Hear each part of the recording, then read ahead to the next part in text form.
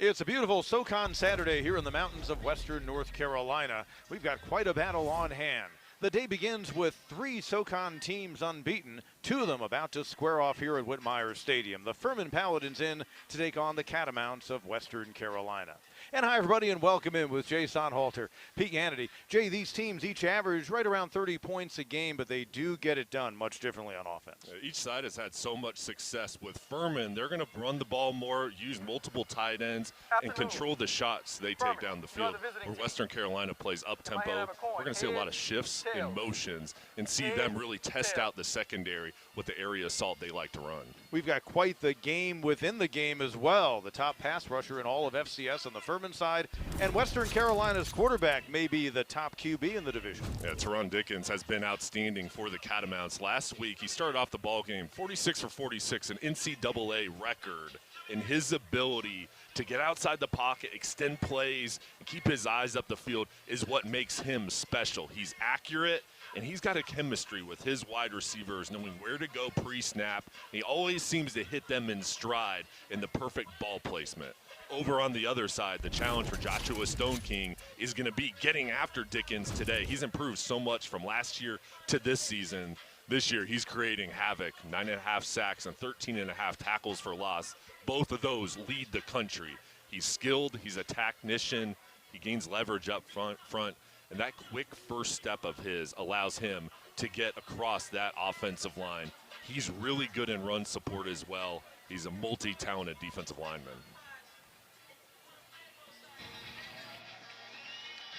So 2 teams that each come in with 2-0 Southern Conference records getting ready to go at it. 2 years ago, in the month of October, but a little bit later, they had a big-time matchup here. This one has the same feel. Give us your keys to the game, Jay. For Furman, I think it's going to be getting the running game going early on, really establishing the line of scrimmage and almost playing keep away and then disrupting the Catamounts' offensive rhythm. When they get going, they can really explode. And for Western Carolina, the red zone efficiency, that's what they really focus on during their weeks of practice, is executing inside the 20 and then getting a pass rush and getting after the quarterback for Furman. Paladins to get the ball first, really a game that we couldn't necessarily get it out of Clay Hendricks when we talked to him this week, but I would think the head coach and his staff, from an offensive standpoint, is much thinking ball possession, keep away, keep the ball out of the hands of Taron Dickens and that Western offense. Keep them on the sideline, and they can't do damage if they're not out on the field. Stephen Brantley getting ready to kick it away. Talon Blaylock. Devin Hester Jr., no relation to that Devin Hester, but fleet of foot. And it's going to be Blaylock for the Paladins. Looking for room, nothing doing. Nice job on special teams coverage. Guy who had a good game last week, Armand Anderson, back for more this week. That was down in Spartanburg in a 2-point win against Wofford. Now here they are facing another of the South Carolina teams and the other upstate team. And Trey Hedden, the quarterback for the Furman Paladins, commanding that other upstate team that Western's facing this week for a second straight season. As a sophomore, he's improved in a lot of ways, and he's playing about 20 pounds lighter than a year ago. And that weight loss has really allowed him to get outside the pocket, use his legs more in that improvement area. Over 70% throwing on the year. That's what enabled this offense to really take the next step this season. Gavin Hall leads the Paladins team in rushing. Came in 317 yards on the season. Hayward McQueen leading the surge. Catamounts run defense, an area they're trying to get better. 8th in the league. They give up about 206 yards a game. Don't think that's not been noticed in the scouting report. Delayed handoff this time, and it's going to be 3rd and long. And for this defense, P, that's the key, is to slow down this running game and force these 3rd and long situations coming up where they can disguise their coverage on the back end and they can create a pass rush. One thing Western has done well, 3rd down defense. They lead the Southern Conference 34%. Paladins 40% on 3rd down tries.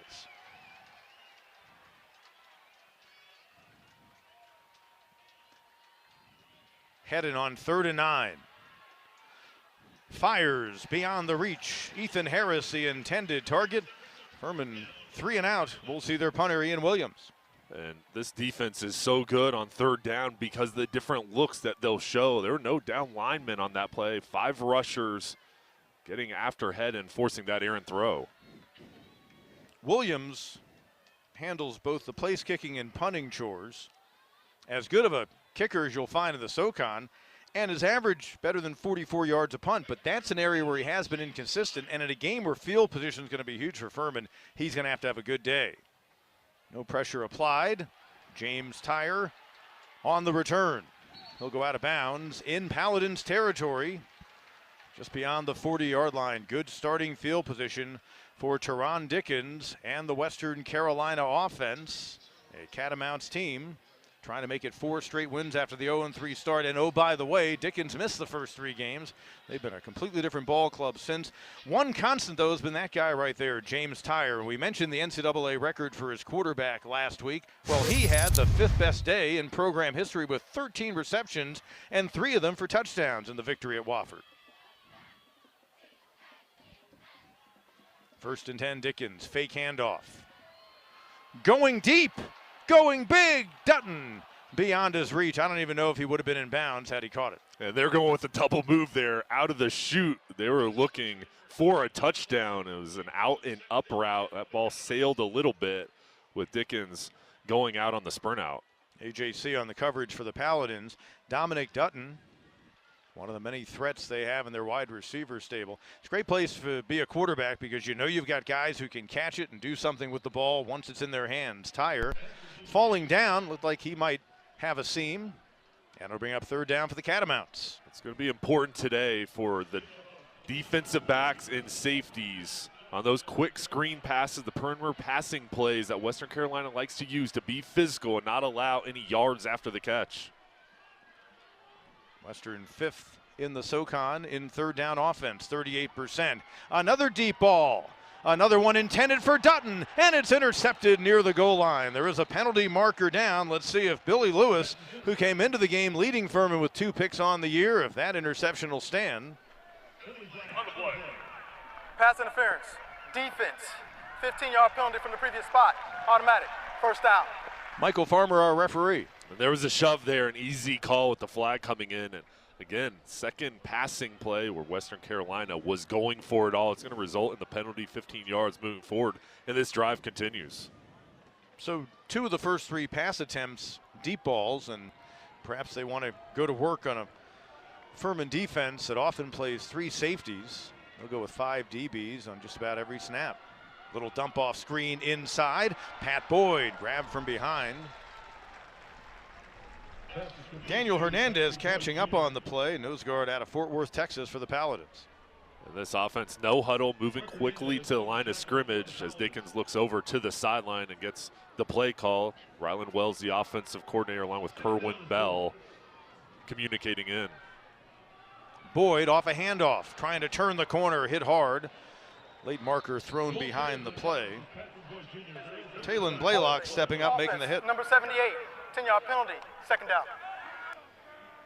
Well, they'll get Evan Carney, the big left tackle, so that'll back up the Catamounts. I'll tell you, Michael Farmer, a referee, as quick to the mic as any official we've had this year. No hesitation. Yeah. We like that. Yeah. No delay at all. Yep. Right to the point. So it'll back him up beyond the 25 and bring up a 2nd down and 14 at the 27. After their first 3 games, and it coincided with Dickens coming back, Kerwin Bell rearranged his offensive line. A lot of the guys who were starters remain that way, but they just moved positions. Boyd the completion, but quick reaction, Raleigh Herbert, one of the linebackers for the Paladins, out of Cumming, Georgia, just north of Atlanta. And now another 3rd down for the Catamounts. It'll be 3rd down, and we'll call it 11. And the offensive line, the moving parts up front, so important to this offense to create protection because Dickens can attack down the field if he has enough time. Taron Dickens finishing 53 out of 56 last Saturday. What a game he had. Throws low. Ball caught in stride. Tyre, but he's shy of the 1st down marker by about a yard. Joshua Stone King was applying the pressure, Pete, as Tyre coming up with that catch, and now a decision, and you know the Catamounts are going to be aggressive here. It's been their style under Kerwin Bell in this season. They're 9 out of 16 on 4th downs. trying to convert here, get points quickly in this big battle atop the Southern Conference standings. Boyd, let's see if he made the line to get. Furman doesn't think so. He was hit hard.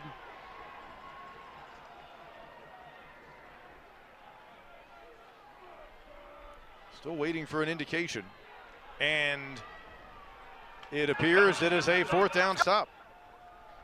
Yeah, the ruling on the field, the runner is short of the line to gain, turn it over and bound, it is Furman's ball, 1st down.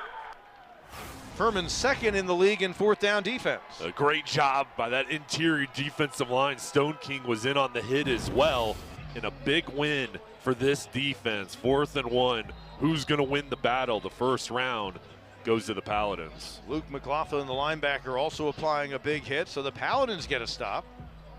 Their offense returns to the field. They went 3 and out on the first possession.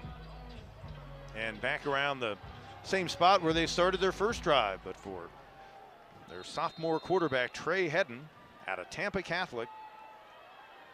You mentioned his efficiency, about 72% passing. Fakes a handoff to Hall. Time over the middle, complete. It'll go for a 1st down, out behind the 30 and more. Jakeith Hamilton coming off a huge game against ETSU.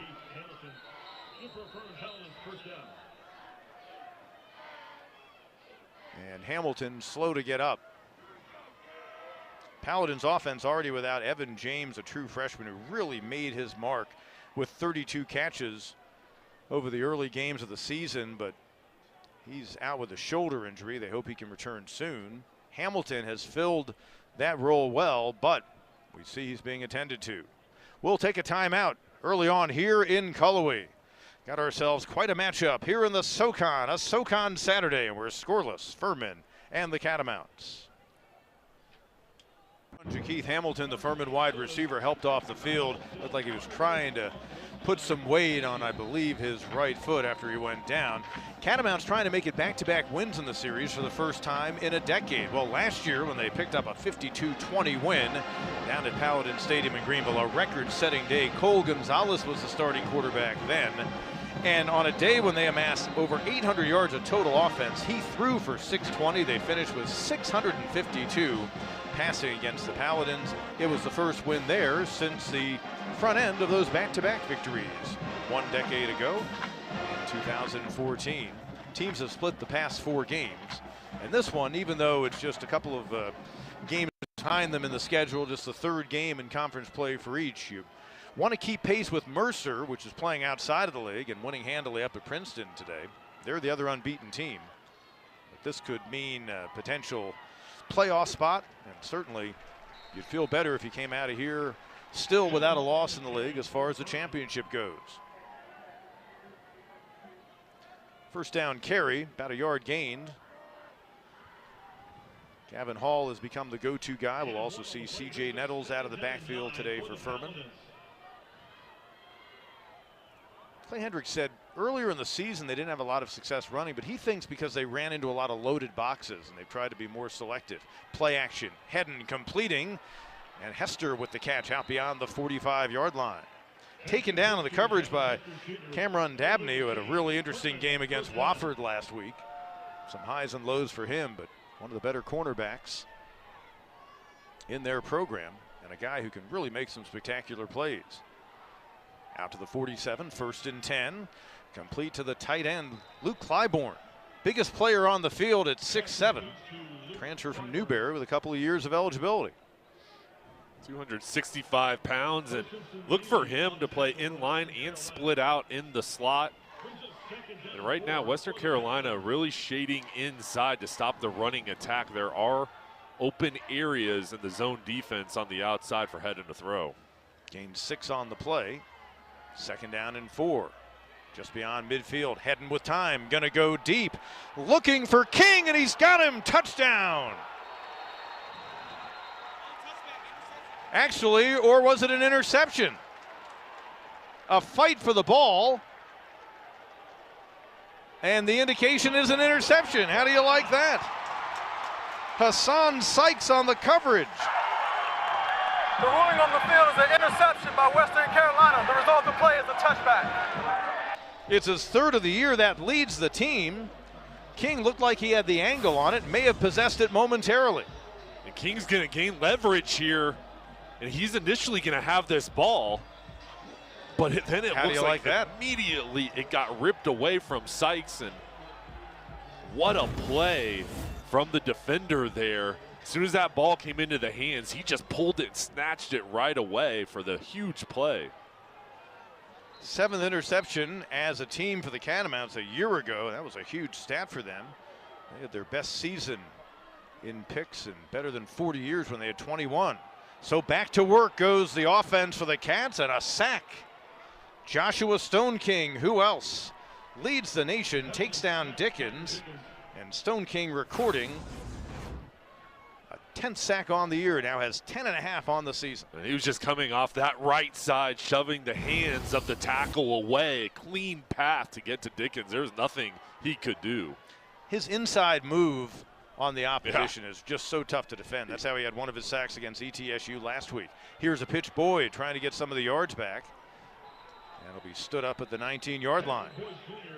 He has such good fundamentals, and the challenge for the Catamounts today is slowing him down, whether that's a double team and keeping a tight end or a running back chipping, or just trying to keep him off balance with screens, misdirection plays. But they've got to slow him down and try to keep Stone King on his heels, because otherwise he'll disrupt a game with his pressure. Catamounts 0 for 1 on 3rd down tries. 3rd and 11 inside their own 20. Penalty marker thrown, pass deflected, incomplete. Getting a hand on it, Talon Blaylock for the Paladins. Illegal formation, more than 4 men in the backfield. That penalty is declined. 4th down. So, we will see the punter, Stephen Brantley, for the first time today. Opening series, Furman on a 4th down near the red zone, able to stop the Catamounts. And now forcing the punt from deep in their own territory. Brantley had a punt in here a few weeks back of 76 yards. There was a swirling wind. Looks like it might be to his back. And it's a booming kick. Blaylock just watches it sail over his head for Furman. And it'll be down near the 20-yard line of the Paladins. So from one 20 to the other, that's turning over the field for Brantley. Paladins back on offense. First quarter here in Cullowhee. We're scoreless.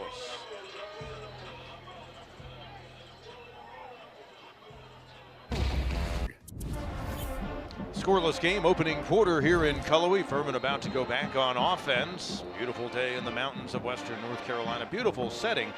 And so far, Taron Dickens, the Western QB, is 4 for his first 6. Well, last week at Wofford, he was 46 for his first 46. I mean, Pete, 46 for 46 is tough in practice against air. Just when you're throwing with your wide receivers. In a game, he started out on fire. And what a job in that ball game, breaking the NCAA record and finishing 53 for 56, and really became nationally known after last week. But everybody in this conference and around this region knows about his talent. Catamounts pulled out a 2-point win on a late field goal. First action of the day for C.J. Nettles, true freshman for Furman out of Pensacola, Florida. So he finished 53 out of 56, 378 yards. Interestingly for Dickens, that was his actual 3rd lowest performance yards-wise. Isn't that amazing? Of the season. He's only played in 3 games, now playing in his 4th today. But as for Furman's offense, passing the flat, incomplete. Joshua Burrell, kind of a hybrid tight end wide receiver. Originally from the Columbia area, came to them from Florida State. Going to bring it up 3rd down and 6. Jakeith Hamilton out of the ball game. This would be a place you'd figure he'd get a look. But now, which wide receiver, which skilled player will step up for the Paladins? They need somebody in these critical downs. Trips receivers at the top of your screen. Furman 0 for 1 so far on 3rd down. Heading again with time. Incomplete. There is a marker thrown. A couple of them come flying in. You saw the reaction by Xavion Wells, the rover for the Catamounts defense, as the markers were thrown. Pass interference, defense, number 24, 15-yard penalty, automatic, 1st down. So that's big. Moves the chains for the Paladins on 3rd down. Landon James, redshirt freshman wide receiver.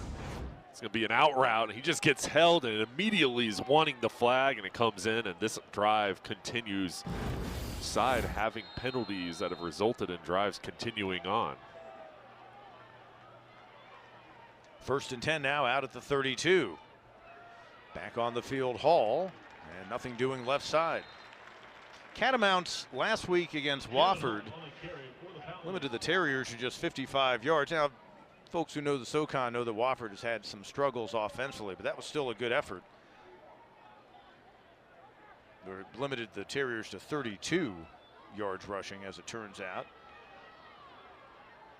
They did allow 241 yards in the air.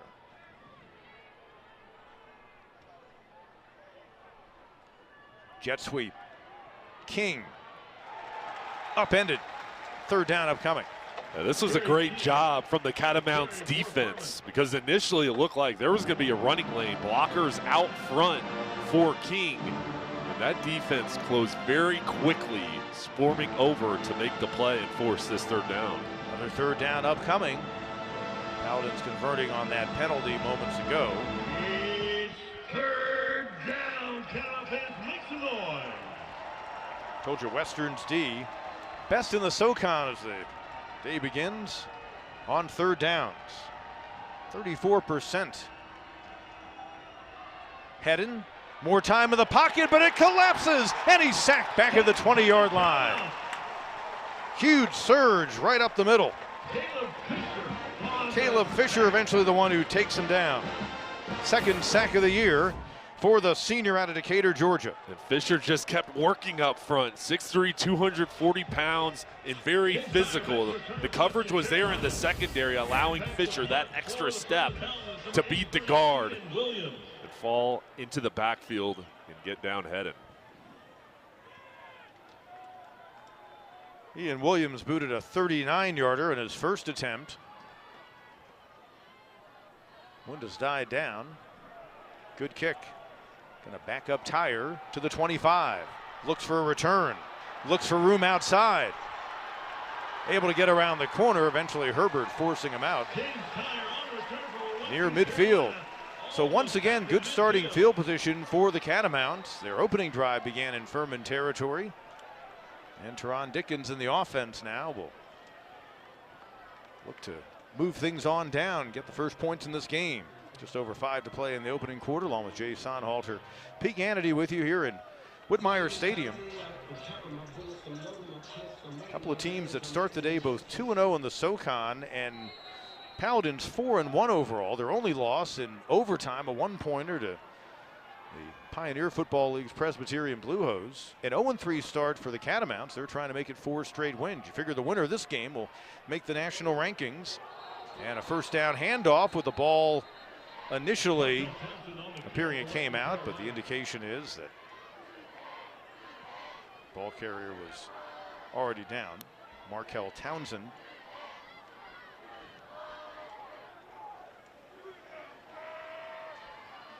Maybe a half-yard gained on the play.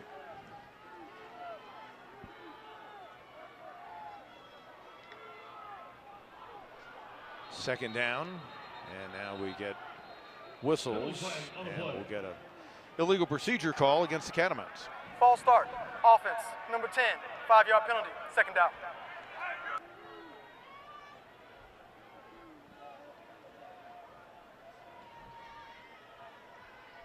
That'll back up Western.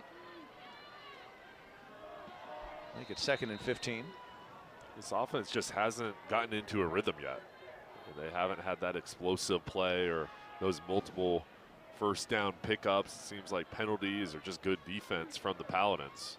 Paladins, such a well-coached team, and all these years, consistency in their coaching staff. A lot of guys tied to their program. In the flat, pass complete. Marcus Spriggles.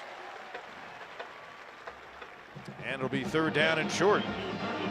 Spriggles guys really emerged this year. Another one of the Florida kids came to them from Concord University. Non-D1 program. He's out of Fort Lauderdale, Florida. Now has 11 grabs on the season. 3rd down and 2. Catamounts looking to convert for the first time on third down, and they will. At times Striggles out of the backfield, but we're going to hear from Michael Farmer, our referee, once again. Pass interference, offense, third down. Somebody set a pick? Yeah, it was a pick play, and the pick was a little bit too strong because it was a takedown, and Kerwin Bell down there right now wanting an explanation. Thought it was inadvertent. You know, when we were talking to Kerwin Bell this week, I mentioned, Coach, it looks like you're playing horizontally. He goes, well, we've got to do what they give us. And a lot of teams throughout a game look like they're playing a prevent defense. They'll rush three, drop three safeties, and then in between play very loosely. And therefore, you try to go with some misdirect if you're going to try to go more horizontally underneath that. You have those pick plays. Sometimes, though, it's just a matter of a guy acting. And if you don't act well enough on a pick play, then you're going to get a marker thrown. So it brings up third down and long after the penalty. And going deep. And connecting. Then incomplete. In and out of the hands of Jai Boyd, seeing his first game action of the season out of Fairfield Central in Winnsboro, South Carolina. This was a beautiful throw. It was there. And Boyd just full speed there, juggles it, and it looked like maybe his knee knocked it out, but that was the touchdown. Guy they will count on to throw the deep ball to throughout the year. Missed the early season action. One of the wide receivers they've not had available because of injury. A.J. Colombo, who Tyre has filled the shoes of, an underneath guy. Pressure comes with a kick away by Brantley. He's lost for the year. Great coverage.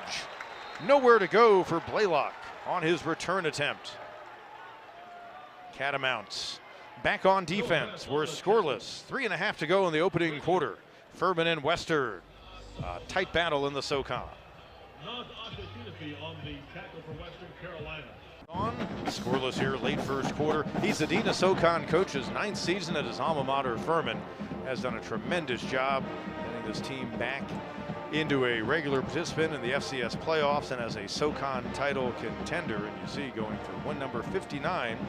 Longtime Furman assistant, then he spent a decade under Troy Calhoun out at the Air Force Academy.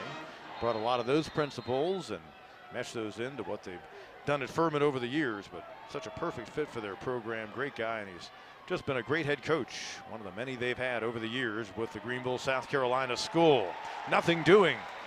Trying to cut outside, but it wasn't happening. Gino Junius able to get on the freshman C.J. Nettles in a hurry. And this Western Carolina defense has really improved from week to week. Those first 3 ball games, there were some difficulties, but coming on strong here as of late, and these guys flying around, really doing a good job slowing down this running game of Furman thus far here in the first quarter.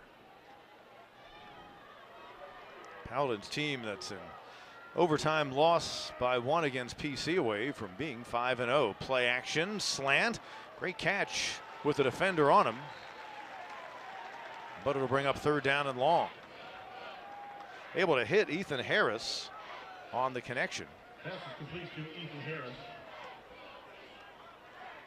And now third and long coming up. The offensive line has to expect movement up front. Now third downs, the Catamounts like to slant, keep guys standing up, moving around to try to create a little bit of indecision up front. Heading 5 for 8 so far, through just his 4th interception earlier in this first quarter.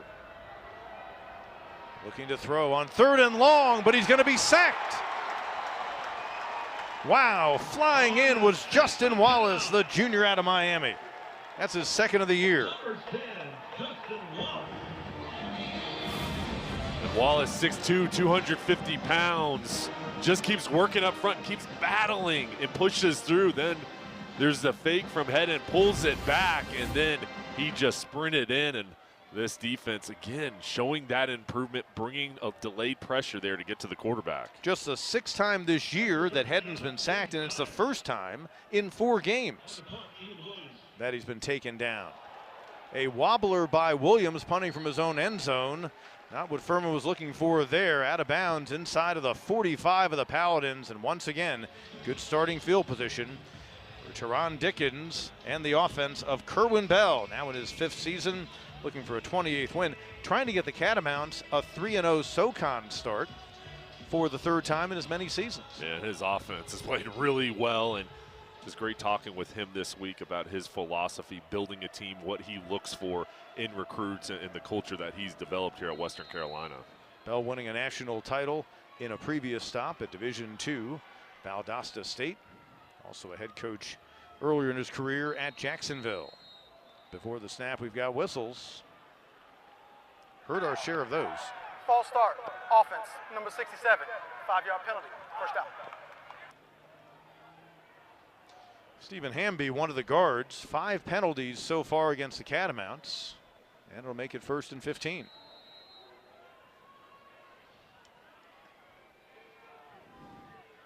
They've taken their deep shots so far. Boyd will be the first one to tell you, Jai Boyd that is, that he should have made that catch over the middle in their last series. Let's see if they try to do that again, and it looks to be the case, but Dickens now flushed, looking to extend. Pressure comes, and he's taken down. He could only scramble for so long before Dylan Cheeto, a junior out of San Antonio, came through with a sack. It's pretty amazing what Dickens was able to do, just extending this play, weaving in and out of the pocket, getting outside and keeping his eyes up. But Cheeto just continued to stay with it and finally tracked him down. 2nd and a mile. Short pass underneath. Tight end has it. Blackman with room to run. Gets a big chunk back. It'll be 3rd down. Braden Blackman is a part of this offense, catching the football. That's 12 catches on the year. This was just a simple, about 3-yard pass to Blackman, and then once he rumbles on the sideline, he's got pretty good speed for his size at 250 pounds. Blackman grew up about a half-hour or so drive from the Furman campus in Duncan. Went to Burns High. 3rd down, Dickens flushed. Room to run, has the 1st down. Does it so well. Pretty fast guy, but not necessarily a quarterback that they would design a lot of running plays for, but when he goes, he goes. Came in with 121 yards rushing on 33 attempts. 1st and 10 at the 27. That is the end of the first And quarter. our time runs out in quarter number 1. Thought we might see one more snap, but we are scoreless through the first 15 minutes. The kind of competitive game we thought we would see on this SoCon Saturday in Cullowhee.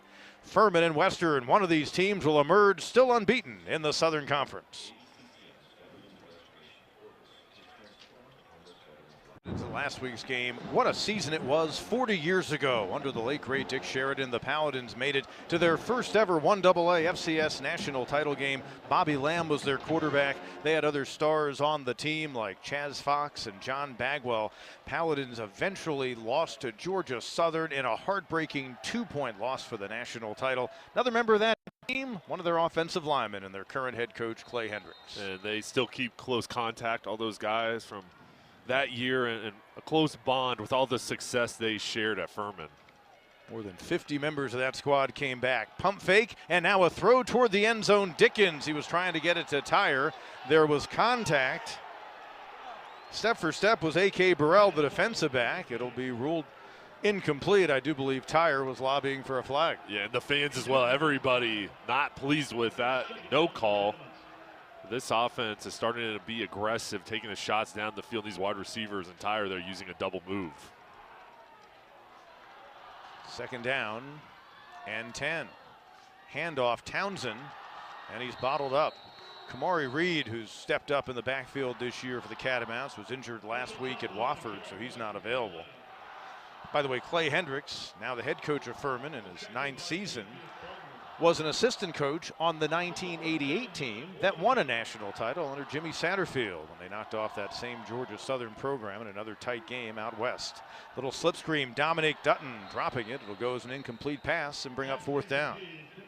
Well, there's deception with pre-snap movement of Tyre, looking like he was going to get that jet sweep. Then they come to the other side with the screen. It's that chemistry. It hasn't been flowing yet for this offense, where that rhythm that they usually find, it just hasn't clicked yet, and you have to give credit to the defense. Marcus Trout has emerged in the absence of Christian Lowry, their regular kicker, who was injured earlier in the season.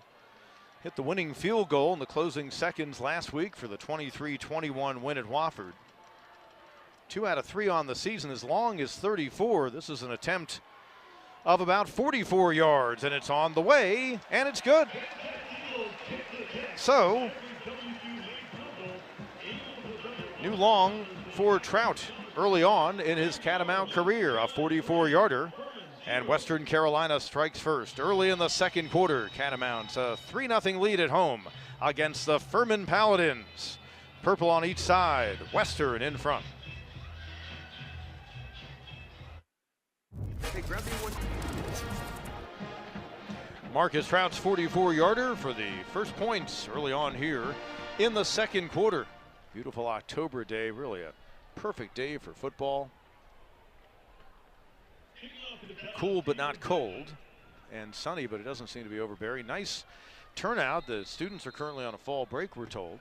And Jay, on this weekend a year ago, I did a game in here that they didn't have fans because of course, what Western North Carolina was going through in the aftermath of Helene. And Wofford and Western played that day. Now it's Furman here on this particular October Saturday. Hester looking for room, and Junius will force him out of bounds. So back to work for Trey Hedden and a Furman offense that, well, has not had the benefit of decent field position for the better part of this first half.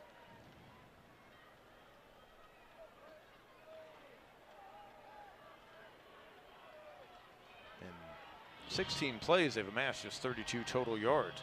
Catamounts know that they've got to play better defense than they did early on this season to be able to contend in the Southern Conference. Each of these teams still has Mercer ahead on the schedule, the other unbeaten, and the Bears playing outside of SoCon play today.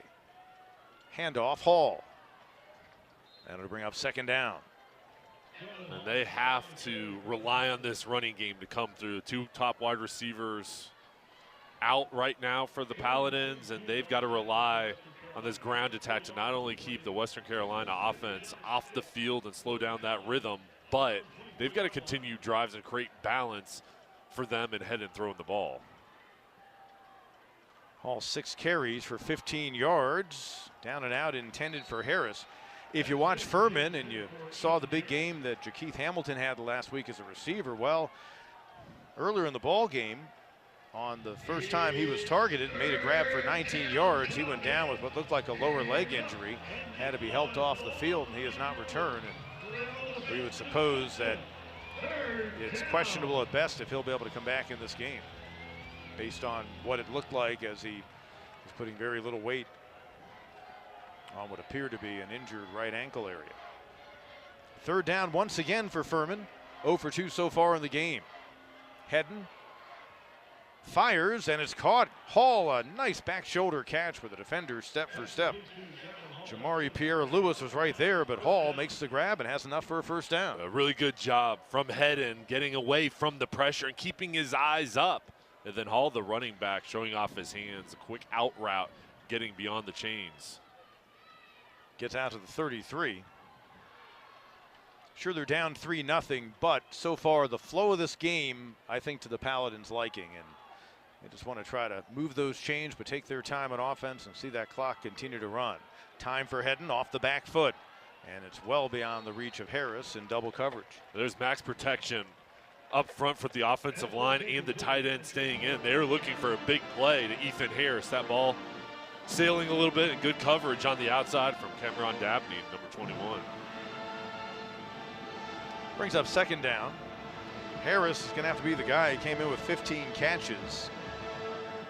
Has added 1 to that total. Keep in mind, Evan James, a true freshman out of the state of Florida, really made an impact before he was hurt a few games back. Also not available. Here's Hall with room, and he gets close to the line to get.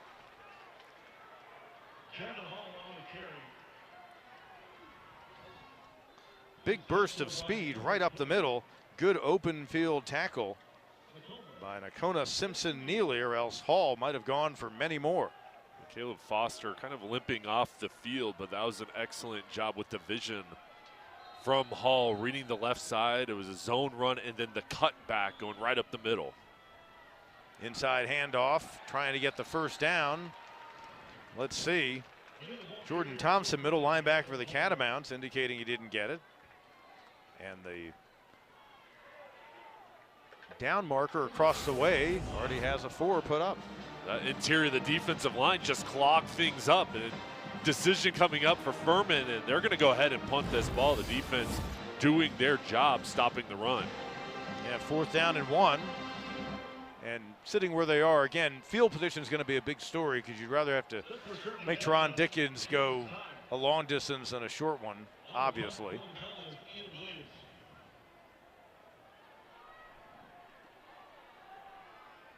Ian Williams kicked a wobbler the last time as the wind at his back. This is a good punt. Tyer will let it bounce, and it'll find its way to the end zone for a touchback. So the Catamounts defense a year ago against a much different looking Furman offense and what was a rough season all around for the Paladins. Well, they not only put on an offensive show, but they really held down Furman, allowed them just 55 yards rushing and 294 yards total. But against an improved Furman attack, albeit without weapons like James or Hamilton, they have done fine so far. Now back to work. Taron Dickens, as coach, will always refer to him as Tiger. And it's 1st and 10 just beyond their own 20.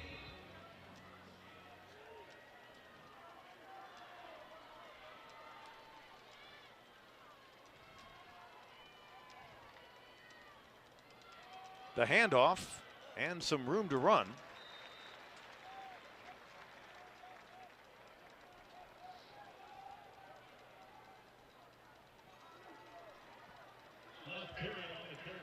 Josh Perry just into the game. Now a quick pass in the flat. And the catch by Painter Richards Baker. First time we've seen him today. 16 grabs coming in for the receiver. That'll move the chains. A couple positive plays in a row, and now the offense going faster, going up tempo, trying to speed up the pace. Perry looking for some room, leaps out close to the 40-yard line.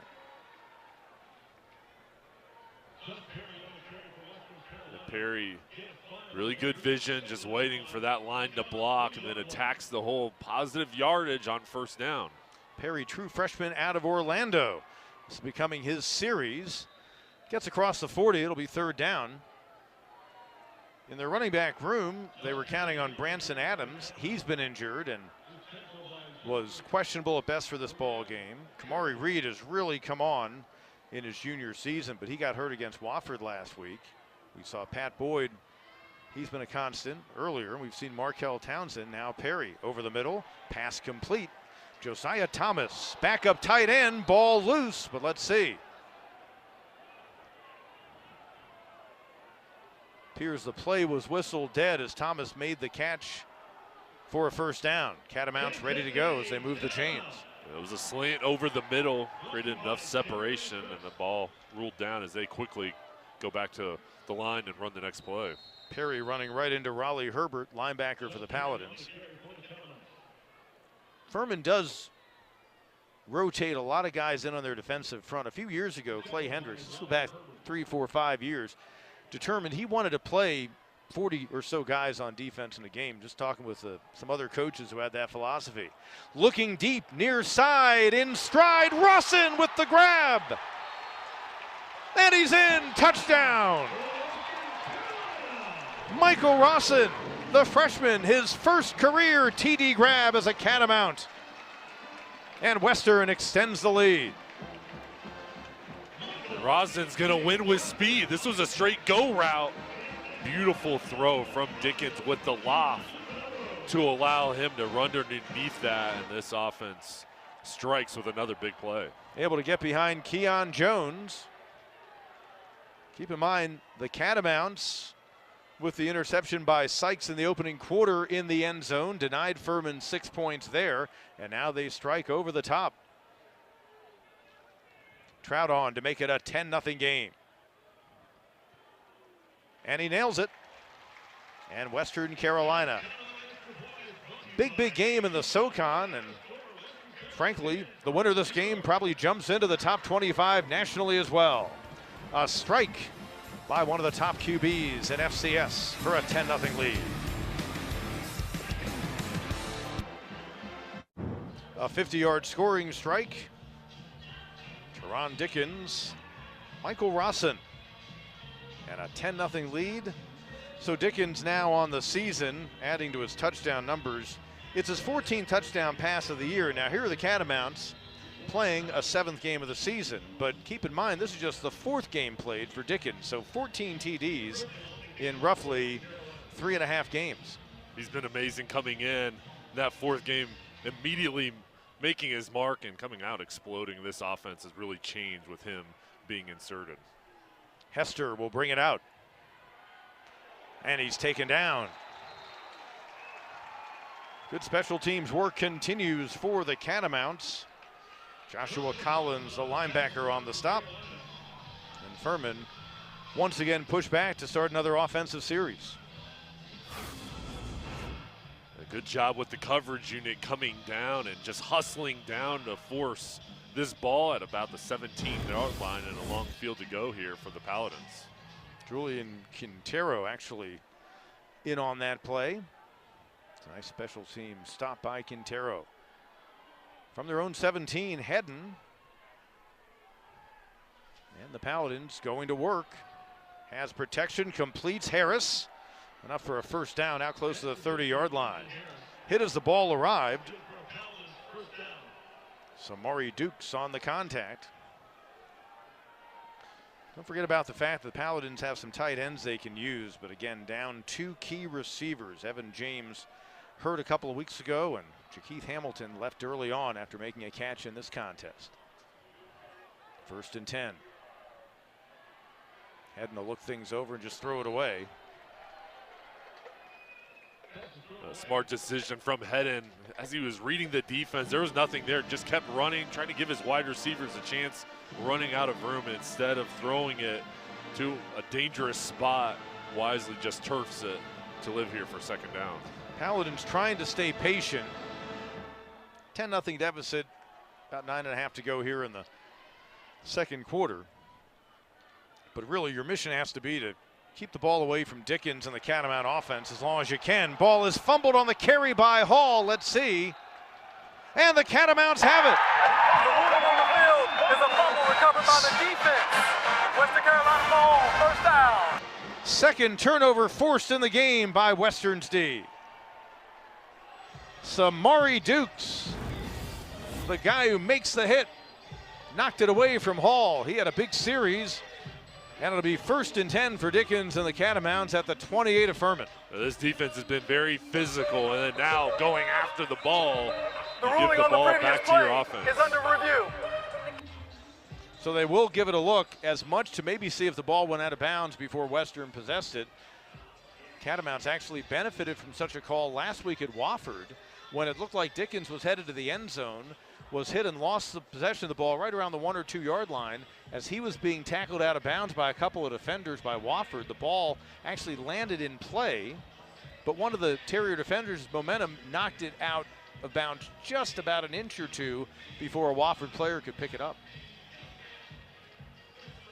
As they're looking at this is a heck of a hit from Dukes. This ball's bouncing around. Is there possession? And is there enough to overturn this? Initial thought is this is going to stand. If it does, it'll be a 12th turnover forced on the season, as we noted, the 2nd today. After review, the ruling on the field of a fumble recovered by the defense is upheld.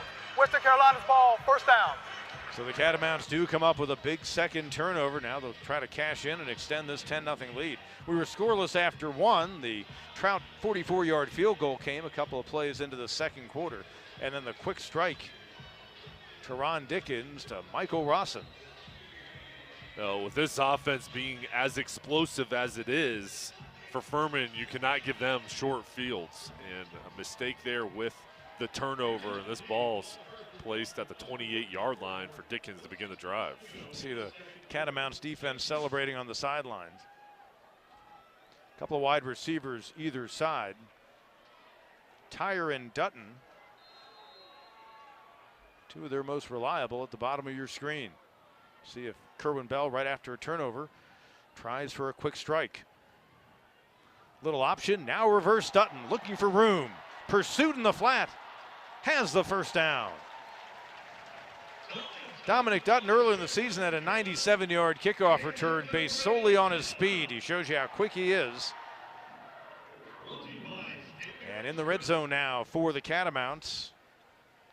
They've scored 18 touchdowns in 28 red zone trips this year. Furman, the best red zone defense in the Southern Conference. 1st and 10, Dickens. It's caught. Malik Knight. He'll be dropped just inside the 15. It was a crossing route from Knight.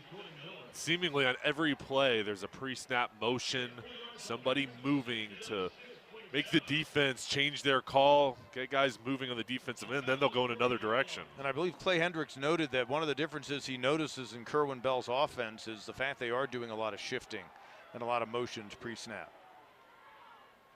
Pick up a 4 on the completion to Knight. Dickens. Now he's going to run the other way, looking for some blocking downfield, trying to find a pathway, but it'll be stopped shy of the first down marker. It'll be 3rd down and short.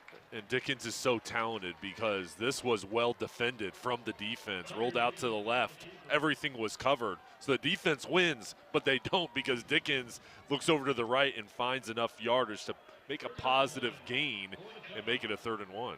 Catamounts 2 for 6 so far on 3rd downs.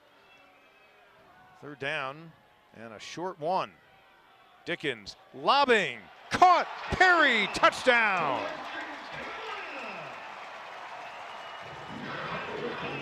Josh Perry, the true freshman, gets into the end zone. And Pete, the touch on this pass. Just a small little pass, just a lollipop over the top of the linebacker, but you've got to be careful there. If it's too short, could be intercepted. Too long, it's out of bounds, and a perfect placement to Perry. Boy, this has been a quarter for the true freshman. First Rawson with the touchdown grab. That was the first in his career. And Perry gets into the end zone. First time for him as a Catamount. Extra point makes it a 17-0 lead for the Catamounts. They've owned the second quarter here in Cullowhee on this SoCon Saturday.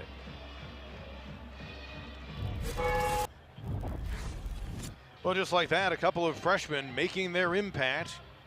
Second quarter touchdowns for Rawson and now Perry, adding to the list of Catamounts who have scored a touchdown for the first time on the season. And how do you like that? It was a scoreless game, the kind of battle that Furman was hoping to keep a low-scoring ball game. But a field goal and a couple of touchdowns and 2 touchdown tosses, 2 more on the season for Dickens, who now has 15, playing in his 4th game. Kick away by Brantley. It'll be a touchback. He came in pretty good in that category. So Furman's got to get things figured out offensively. The run game, they're hoping can show improvement. Has not been effective so far. They've been stifled on the ground. In 25 plays, just 65 yards. They've been outgained by 100. They've got to have a response here. And I think they've got to come up with a big play, but they've got to get their ground game going as well. That's got to be the catalyst here. Even though you're down 17-0, you cannot just open this thing up and throw. You have to have that balance. Hedden on the run, firing downfield and over the intended target. Trying to get it to Nick Brigano, the redshirt freshman just outside of Atlanta.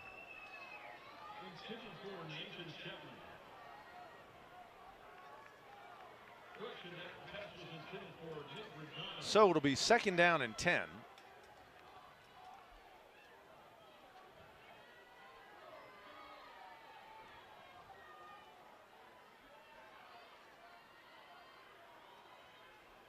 Headed now 11 out of 17 passing, looking for room out of the backfield. Nettles, and he gets up to the 30-yard line, bring up 3rd down and 5.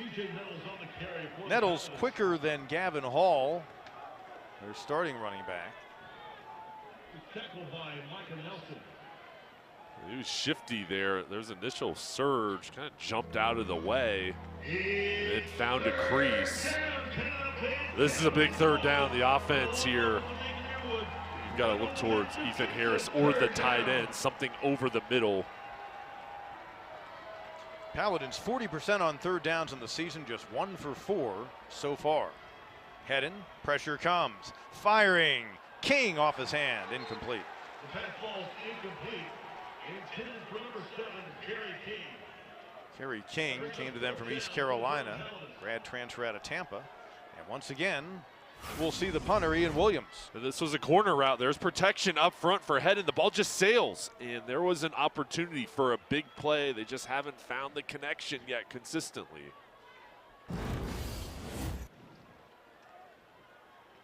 On the punt for the Paladins, Ian Williams. Tire back deep for the Catamounts. Back to return for the Catamounts. Williams, his 5th punt of the game. Fair catch called for and made at the 30 by Tire. Taron Dickens and Western Carolina's offense about to go back on the field. Tire hopes to be in the center of things as always as they look to build in the 17-0 lead. Big defensive series upcoming for Furman. That touchdown by Perry was also his first reception as a Catamount, a true freshman. Under the talented players they brought in out of the state of Florida. And he remains out there. Kerwin Bell had talked earlier this year. They've got a bunch of true freshmen they would love to redshirt. So they're going to try to figure out the way they can do the math and have them play in no more than 4 games. Pass intended for Rossin, but Dickens overshooting.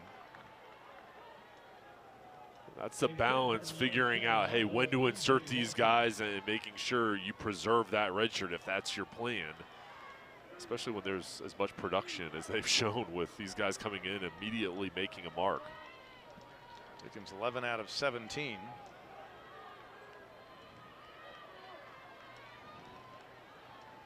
Came in as an 80% passer. Quick pitch. Perry looking for room. Good first step. And it'll bring up third down and short as he gets across the 35. Now this offense, they really value the blocking out on the perimeter from the wide receivers and tight ends. And Braden Blackman is a good receiver as a tight end, but he does the job as well, being physical on the outside, helping out his teammates. Catamounts 3 out of 7 on third downs. Flush from the pocket. Dickens on the run. And he'll fire complete. Boy, out of nowhere came Rossin. You had 2 white jerseys on either side of him. He throws this across his body. This is usually one you don't want to do when you're running full speed. Don't throw it back across the middle. That's an interception waiting to happen. But Dickens just has a feel. He has the sense and he has the accuracy. And he found Rossin on that crossing route. Rossin 6 feet went up to get that one. Second grab for the freshman out of Sewanee, Florida. Just under 6 to go before the half. And the Catamounts trying to build on a very big second quarter as far as scoring goes. Now Keon Jones, cornerback, going to exit the field.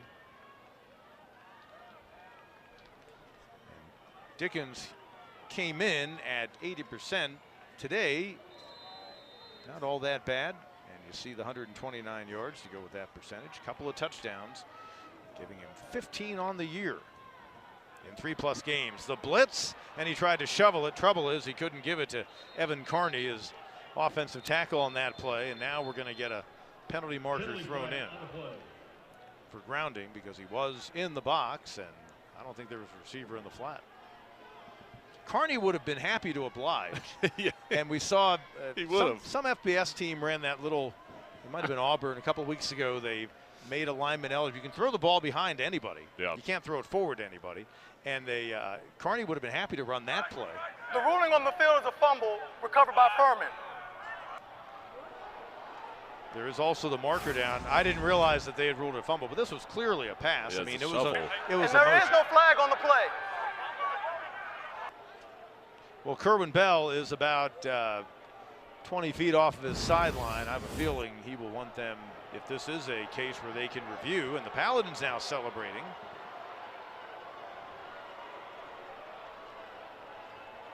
Not sure this is a reviewable play. Well, and we thought it was a shovel, but they're obviously ruined that he just dropped the ball, it looks like. And I don't It looked know like there was clearly a motion to throw the ball to a purple I jersey. agree. There should be a flag on the play because it should be intentional grounding because there was not an eligible receiver in the area and he was in the box. Yeah, to me, this is intentional grounding, and he threw this ball as just a shovel.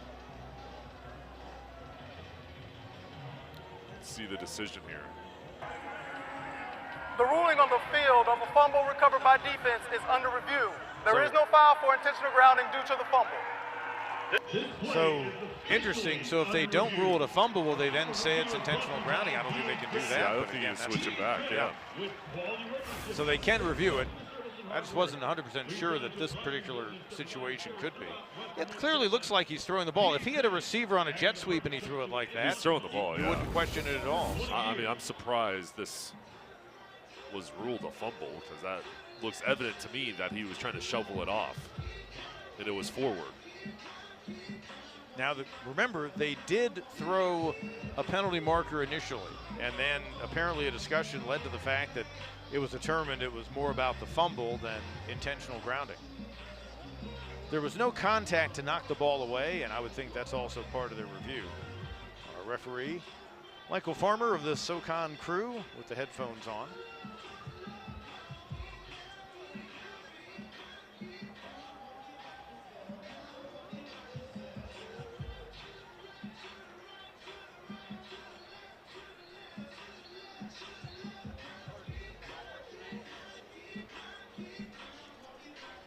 Long review it is. You see the Paladins hoping they can force a turnover after they've seen their offense give it up a couple of times.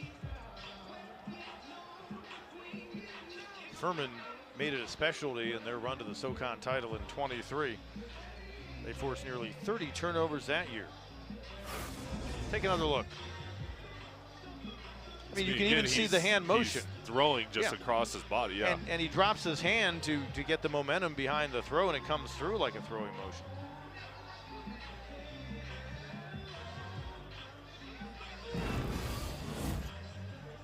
I would be shocked if they don't overturn the fumble. Yeah, ball. I mean, to me, this is going to be overturned. I'm just be interested to see what the decision is and the time on it. It wouldn't be anything that could, take away the fact that he was attempting to make a forward pass, other than that he threw it to an ineligible receiver.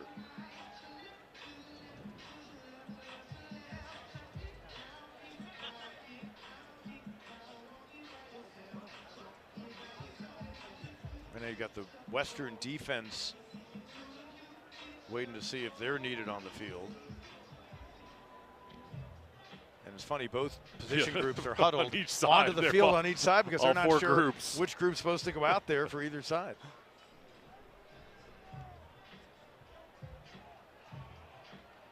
It's almost like they're having like a post-practice, position group, meeting before the head coach talks to the whole team. From our perspective, but as we look at Michael Farmer consulting with the booth upstairs, a little ways down from our position. Kerwin Bell hoping. After review, the ruling is an incomplete forward pass. During the pass, there was no eligible receiver in the area. Intentional grounding, offense number 5. Yeah. The penalty is a loss of down and a spot foul, second down. But they are cheering a penalty here in Cullowhee against the home team because that's the better outcome, and that's the right outcome. So the fact that the marker was thrown brought the penalty into play. Had they not thrown the marker, of course, they couldn't just say afterward, well, we watched on film and it wasn't a fumble, but by gosh, that was intentional grounding. So they made the right call from the start. It was all corrected. It was just we had to look at it again and double check, but that was all accurately judged there after the review. So you put it at the spot of the infraction, you'll lose it down, so it's second down and 22 for the Catamounts. Paladins defense now hoping to get a stop. You know they'd love to get some points on the board. And at the snap. False start, offense, number 78, 5-yard penalty, second down. Evan Carney hears his name called again, the big sophomore out of Nashville, left tackle.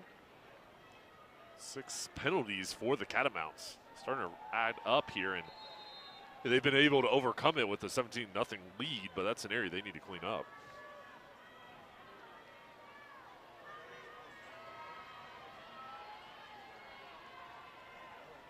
Dickens 12 out of 18 on the day. Closing in at 140 yards. Here's a handoff, and the freshman Perry trying to cut outside. Good open field tackle. Nice job by A.K. Burrell, the safety out of Baton Rouge. He may tune in his hometown team against South Carolina this evening when he gets back to Greenville. So it brings up 3rd down and long. If he doesn't make the stop, or Burrell doesn't make the stop, then chances are that turns into something much bigger. Yeah, anybody in the secondary knows the toughest play to make is that open field tackle when it's one-on-one and there's lots of room to operate for the offensive player, and Burrell just lowered his shoulder and brought him down. Catamounts 4 out of 8 on 3rd downs. Perry. And it'll be 4th down. The ball carrier for the Catamounts, Josh Perry. Good job submarining in by the cornerback, AJC. They play 5 DBs as Furman 3 safeties, but the way they use them, it really is almost like a 3 linebacker look. Yeah, they'll move them back in some coverages. Very athletic with that 5 defensive back look, but you're right, many times they'll come up in the box as a run support and kind of a faster looking linebacker. Paladins didn't get the turnover call, but they do force a stop. Stephen Brantley getting ready to punt for a 3rd time today. Pressure comes, gets it away, and it'll take a Catamounts bounce. Works out well for Western. That could have been disaster. It'll be downed near the 6-yard line. Watch the pressure. Yeah, right up the middle. This is so close to a big play. They needed that one, and somehow he gets it off, and then you're right, flips the field position. A long field to go here for the offense. So back to work for Hedden. 7 of 15 passing, has thrown an interception. That came in the end zone when it looked like Furman was going to strike first, as the intended receiver, Kerry King, had it for a moment, but Hassan Sykes came up with the interception. And then later a fumble deep in their own territory by the Paladins. All part of a 17-point second quarter so far for Western Carolina. Looking for room to get out of the backfield. Nettles is tripped up. TJ Nettles on the carry for the Paladins. Important here, if I'm Furman, my goal is go down, score a touchdown, but also you've got to use some of this time and get something going. The last thing you want is to give the ball back to Western Carolina, be backed up, so you've got to find some success here on this drive trying to move the ball. Hedden a season high 358 yards passing, couple of touchdowns in last week's win against ETSU, but limited with his weapons in this game. Nettles hitting the backfield, might have picked up a yard, but once again Furman on 3rd down, way behind schedule. Yeah, and they're running the ball and trying to get push up front using the clock. They're just overwhelmed right now because the defense is swarming. They're loading things up when they're sensing runs and making it difficult because there's no running lanes because of that initial surge of penetration up front. King the receiver, top of your screen, Harris at the bottom. Chances are the ball's going to one of them on 3rd down and 9. And Hedden gonna fire near side. Harris over the shoulder grab, and a great one. Double coverage, you had Dukes and Dabney right there with him. What a catch. This is exactly what they needed. Harris stepping up for his team. This is beautiful. Throw over the top, and Harris full in stride, just draped over the defender and hauled it in. What a play now. The ball moving up quickly to the 44-yard line. Best offensive play of the game for the Paladins, out to the 44-yard line. Back in the game, Hall. First carry we've seen since he had that fumble, and he gets out to the 46. Coming up on our 2-minute timeout, Furman still with all 3 of theirs as well. I think for Furman, you just exhale after that big play. They needed that. They needed to continue this drive, but they needed to show their 2 minute offense they timeout. could throw the ball. That was a 36-yard connection a couple of plays ago, by the way, from Hedden to Harris. 2-minute timeout. Paladins trying to get some points before the half here in Cullowhee.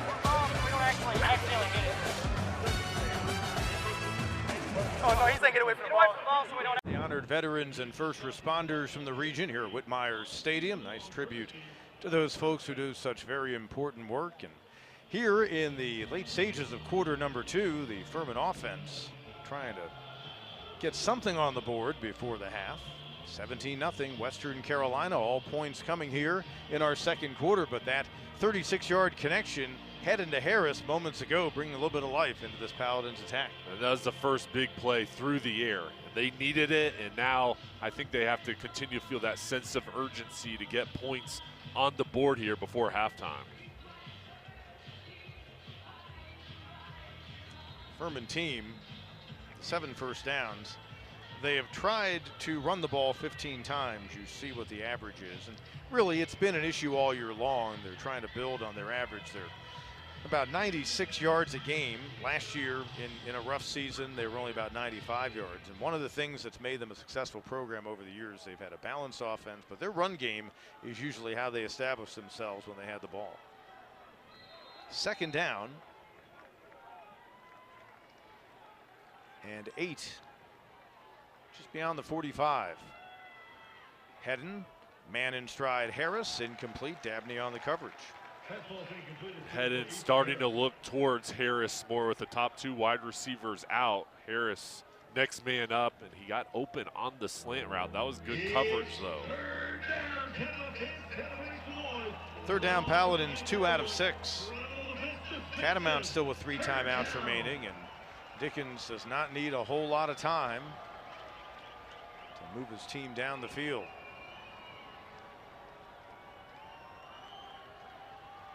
Off the snap, a bobble by Hedden, but time. He'll extend, and he throws, intercepted. Picked off this time by Ken Moore. Has some room on the near side. Has a lane to the end zone, and there he goes.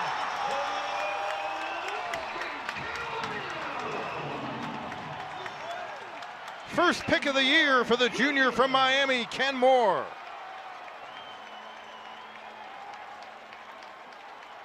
The defense now creating 2 turnovers, and Ken Moore flies in here for this interception. Looks like, all right, maybe he'll get a little bit, and no, he's going to take it all the way.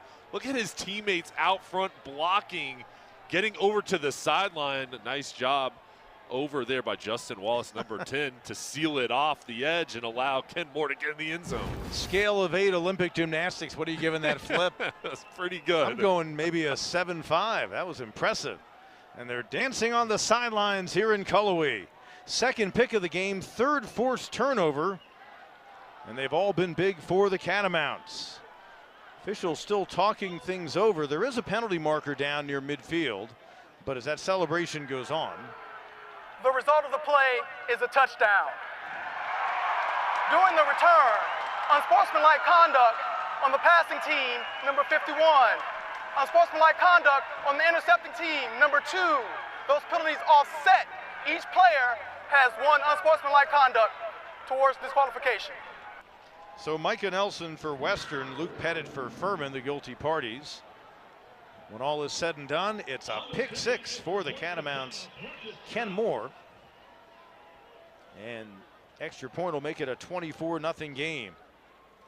2 interceptions today, giving Western's defense 8 for the year. Trout on for the extra point try.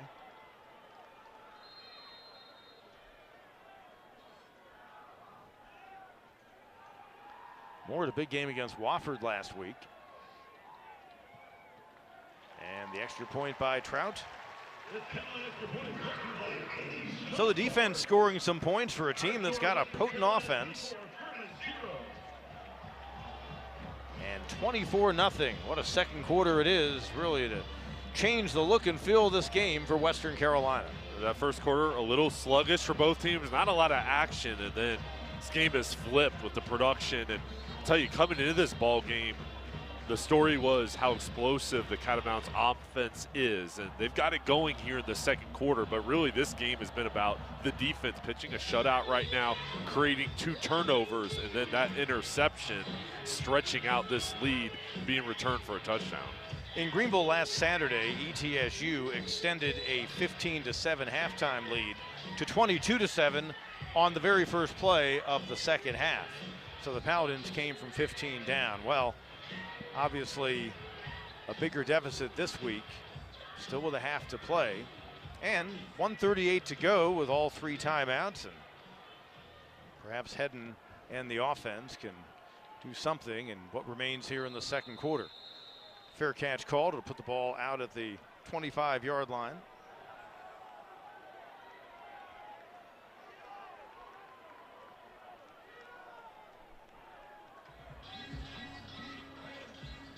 So Catamounts, constant you hear around the league is they've got the great quarterback. They've got an offense that the overall number only 33.5 points, but against FCS level teams, they've been better than that. And they've in fact managed at least 30-point effort in games of that level against the likes of Elon and Campbell, and then their SoCon games so far.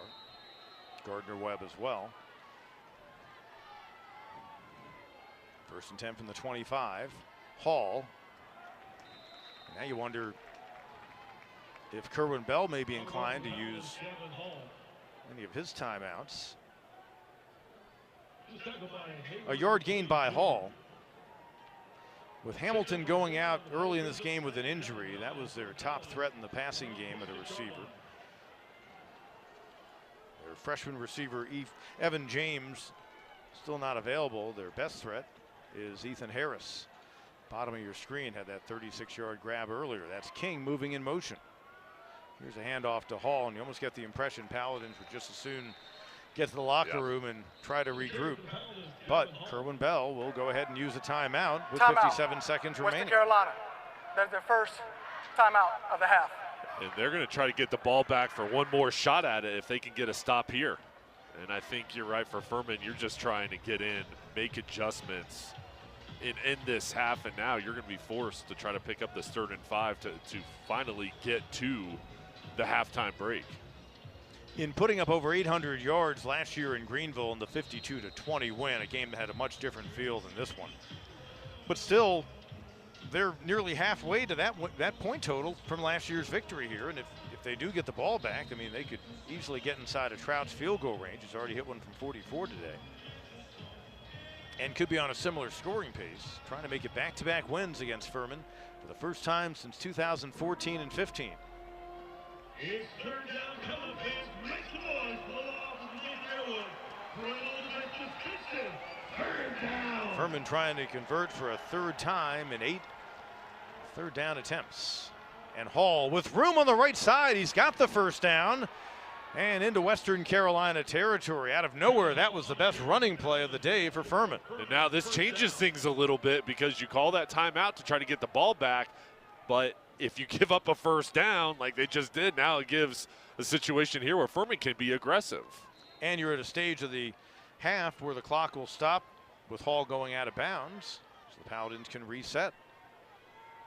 They've got a kicker with range in Williams. Here comes pressure. Junius hitting Hedden as he fires. King was in the area. Gino Junius forcing the action. Junius coming on the blitz and gets there just a beat late as Hedden tries to get rid of that ball.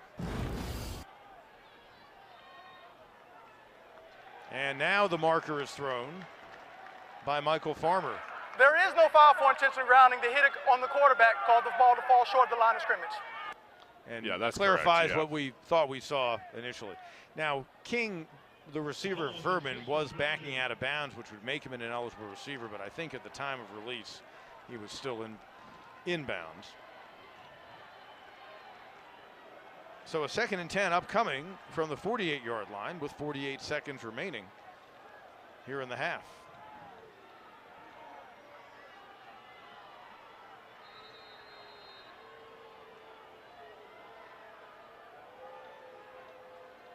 Hedden firing and nearly intercepted. Boy, dangerous pass intended for Hester. Savion Wells coming over and knocking it away. Savion Wells just reads this, almost able to jump in front and pick this. Had he been able to make the grab, come down still standing in play, he had a pathway to the other end zone. So 3rd and 10. Ethan Harris down at the bottom of the screen. That's got to be the guy you look towards. Dabney, the corner, covers him. Hedden instead over the middle. Burrell has the catch, gets away from defenders. Joshua Burrell. That'll stop the clock with a timeout called by Clay Hendricks and Furman. Timeout. Furman. That is their first timeout of the half. Ball will be placed at the 29-yard line. So the best threat of the day for the Paladins. A little bit of life in these last 2 series. The long pass to Harris of 36 yards on their previous possession before the pick 6 was thrown. And then that connection to Burrell as they began this drive at the 25-yard line. Hedden, the 2 interceptions thrown today, he had thrown just 3 picks over their first 5 games. And this defense right now is disguising coverages, and they're getting pressure and forcing this offense just not to play in a rhythm. And Hedden usually protects the ball, but it's been a tough day so far. His previous picks last week against ETSU, he threw 2 in their loss to Presbyterian in their 2nd game of the year.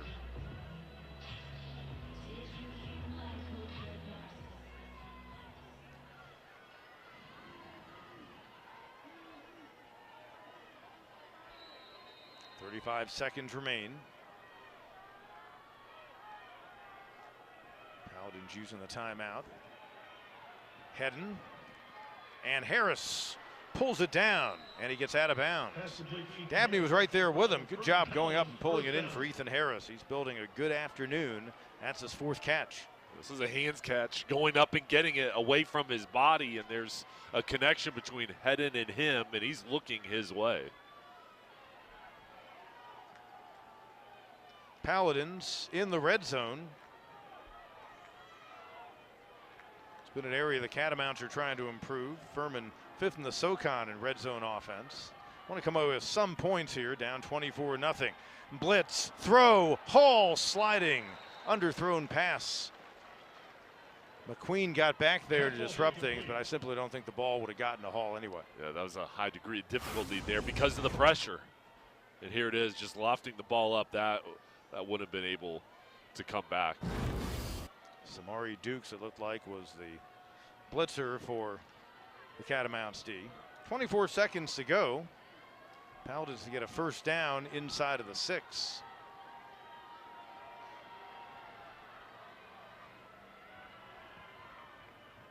Hedden will hand off. Nettles looking for some room, stays on his feet as he gets inside the 10, and now another timeout used by Clay Hendricks. Stops the clock with 18 seconds to go. It'll bring up 3rd down, and looks like about 3. Timeout. Furman. That is their 2nd team charge timeout of the half. Give the Paladins credit, and you almost have to wonder if they score here, if they might go for 2. Even though you don't want to be chasing points, but you probably have to do whatever you can because you know that there's an offense on the other side that has been good, not great in the opening half. And Catamounts have benefited from 7 points from their defense on the pick 6 by Moore, but keep in mind also the Sykes interception. That's like getting 6 points handed to you because he made it in the end zone, denying King the touchdown, as Western Carolina forced its 1st turnover of the day back in the opening quarter. Yeah, and it's been a day for the defense for Western Carolina, and coming back out on the field for Furman, a situation where if you don't pick it up here, I think potentially you need to think 7 points here. You cannot, 3 isn't going to help you. So I think you've got 2 plays here to get 2 yards. And then if they get the score, we'll see if they're thinking 7 or 8. Another 3rd down after they converted moments ago. Hedden, pressure comes, throws to the end zone, Burrell, touchdown. Furman. Joshua Burrell with his second TD of the season, and the Paladins getting on the board here just before the half. Burrell's a mismatch problem for a defense on the outside. 6'2", 223 pounds. The tight end comes across on a crossing route. His head was fading away. He's wide open, and he wins here in the red zone. He arrived with great talent a year ago from Florida State, but was injured, and it was pretty much a lost season. But what a weapon they have in the 6'2", 223-pounder out of the Columbia area. They will have Williams out there and attempt the extra point. Let's see if there was encroachment or illegal procedure.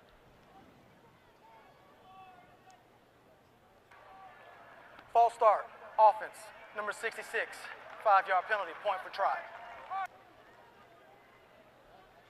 So to back Williams up a little bit more.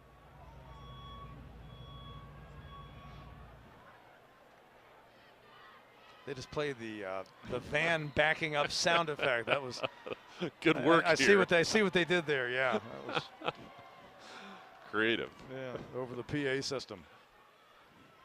Williams a little further back for an extra point try. No trouble at all. Great kicker out of the Charlotte area. Came to them from NC State now. 16 out of 16 on extra points, and the Paladins are on the board. The second quarter had been dominated by the Catamounts on both sides of the ball, but it's now a 24-7 game with 13 seconds remaining before halftime. They had to have that one, Pete. And through this adversity, this game being down 24-0, and then Western Carolina was calling timeouts, trying to get the ball back. They had that big run to pick up the first down. That's what kind of catapulted this drive that resulted in points. And now you go into the halftime break, and you're going to be down 17 points, most likely, still 13 seconds left. But you feel better about where you're at cutting into the lead. Hopefully you can build on it and then make adjustments. Catamounts get the ball to start the second half. So it'll probably take Dutton to run it all the way back to try to go back-to-back scoring opportunities here, but we shall see. Again, with 13 seconds left and the arm of Dickens, who knows what the Catamounts may be able to do in the late stages of the second quarter. Williams the run up. And yet another ball into the end zone by the Furman kicker. He has been so good, among the best in the nation. That's his 24th touchback in 30 kicks this year. He's an amazing weapon and flips the field and just is so consistent and continues to be productive. So let's see, with Rawson, the wide receiver, way back there behind Dickens, looks like the Catamounts, who again get the ball to start the third quarter, will simply take a knee and head to the locker room. And that is the case. So we arrive at halftime in this big showdown in the Southern Conference.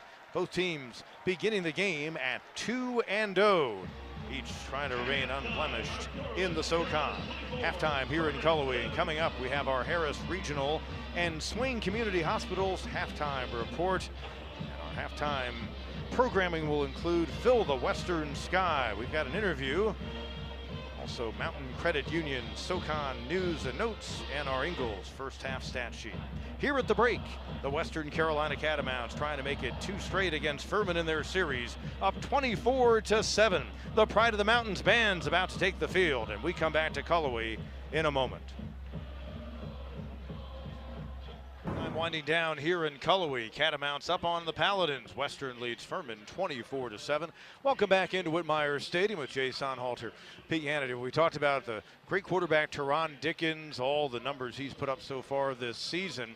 Trey Hedden, who had a bumpier first half in terms of completion percentage, but has outthrown Dickens by a few yards. The benefit of those last couple of drives. Won't it be interesting if at the end of the day, the big story in this game is 2 interceptions by the Catamounts, one in the end zone denying Furman would look like a touchdown, and then of course the pick 6 by Ken Moore. We came into this ball game talking about Dickens and the offense, but it was the defense that has been outstanding, creating those 2 turnovers, and for the majority of that first half, having a shutout. It was just that last drive where Furman came in, but I liked how they were pressuring Hedden and also how they're doing a good job coming up in run support. They've got to come out here and try to play that same style here in the second half, because I think Furman is going to try to open things up even more with Hedden. And again, the Paladins playing the better part of that first half without Jakeith Hamilton, their top threat in the passing game. He left with an injury after he made his first catch of the day. Looked like a lower leg, has not returned. They're already without some other weapons on offense. It'll be really interesting to see what they can do to maybe get some more of that firepower, as you say. I think it's got to go to Ethan Harris and Burrell, the tight end who had that final touchdown as we went into the halftime break. But there's got to be guys step up, and they've got to be able to manufacture and get some big plays, I think, on special teams, and they need some turnovers on defense. And we'll see if one Taron Dickens, who has put up massive numbers this year, will build on those in half number 2. We come back with more here in Cullowhee, North Carolina. Western Carolina with a big lead at the break on Furman. Here in Cullowhee, 24-7 Catamounts up on the Paladins. Western trying to make it back-to-back wins and get to 3-0 in the SoCon this year. Starting 3-0, that would be a third straight season. Taron Dickens, big part of the story of what is a 3-game winning streak coming into the game. He returned to action 3 games ago. He's been flying along since, and again, the NCAA record, 46 straight completions last week, Jay. And Jordan Miller, one of the reserve defensive backs for Furman, had a huge game against ETSU with some big plays late in their win. Yeah, he really stood out, and Dickens has continued to play great today, and so many guys really stepping up, Pete, and making a name for themselves in the SoCon. Miller had a key PBU in the end zone when ETSU was driving late down by 3, and then the pick 6 to end their game and extend what was a 25-22 lead to the 31-22 win. Mercer won earlier today up in New Jersey against Princeton outside of the SoCon. They are one of the unbeaten teams as the day begins. They obviously will stay that way in conference play with their 4-0 mark. And Furman and Western Carolina trying to keep pace. Our news and notes presented by Mountain Credit Union and our Ingles first half stats. And again, I think folks would be surprised to see that a game that involves Taron Dickens and he's being outpassed in terms of yards. That's credit to Trey Hedden, who's having a very good season for Furman. Yeah, and he's been efficient throwing the ball and a lot of those yards on that last drive. But when you look at this, you think this would be a closer ball game. The time of possession in Furman's area, throwing the ball at a higher clip. The difference is those 2 turnovers. So Ian Williams and the Furman Paladins will be kicking it away to start this second half. That late score in the first half did, you get the impression, give them a little bit of momentum. And I just keep thinking back to the fact that it looked like King of Furman in the opening quarter had caught a touchdown pass in the end zone, only to have it stripped away on the play by Hassan Sykes.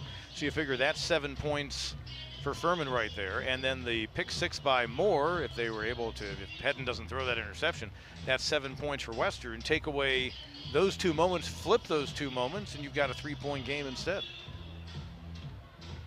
And we'll see if that ends up being a very key point. Those 2 plays end up being very big factors in the outcome of this game. Paladins trying to win all time for a 37th time. This is the 53rd meeting in the series. And over the past 4 games, the teams have split.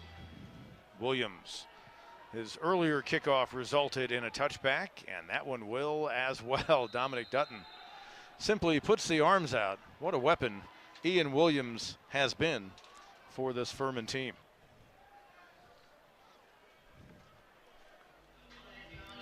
So Taron Dickens, opening half of action, 12 out of 18, 138 yards, a couple of touchdowns.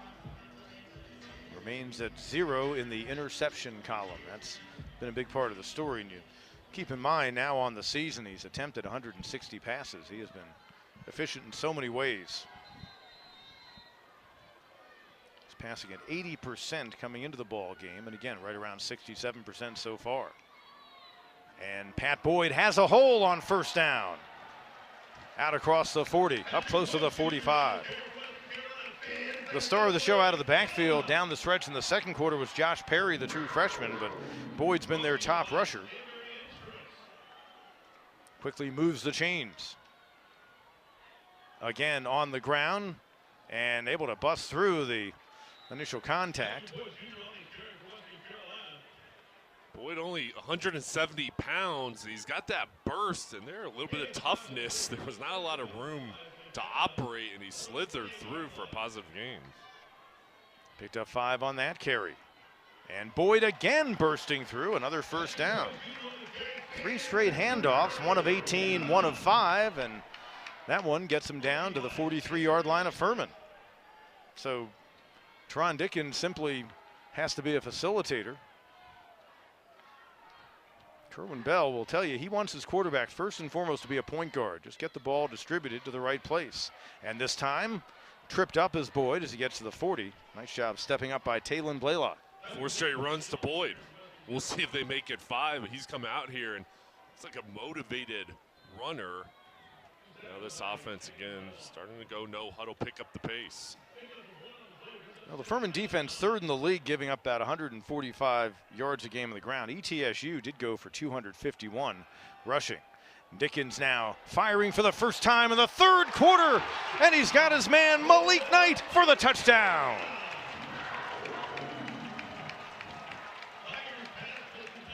Great job getting behind the defender, AJC, and Malik Knight, his 2nd touchdown grab of the year. I love the play design. Play action pass, 5 runs in a row, and this is a double move.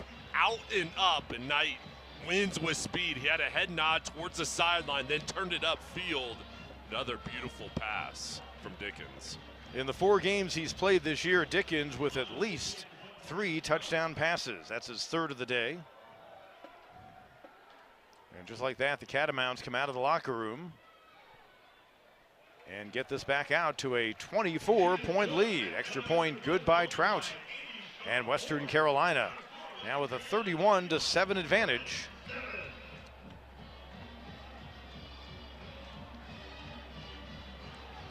And Western team's got to be happy with that. So at the start of our telecast, we gave you our keys to the game. Let's revisit the report card.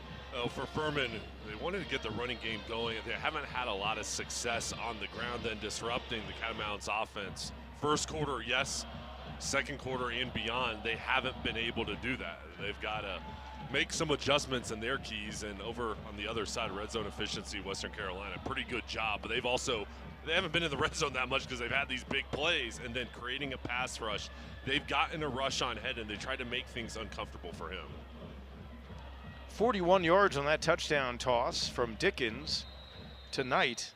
Boyd began that series having rushed a couple of times for 4 yards.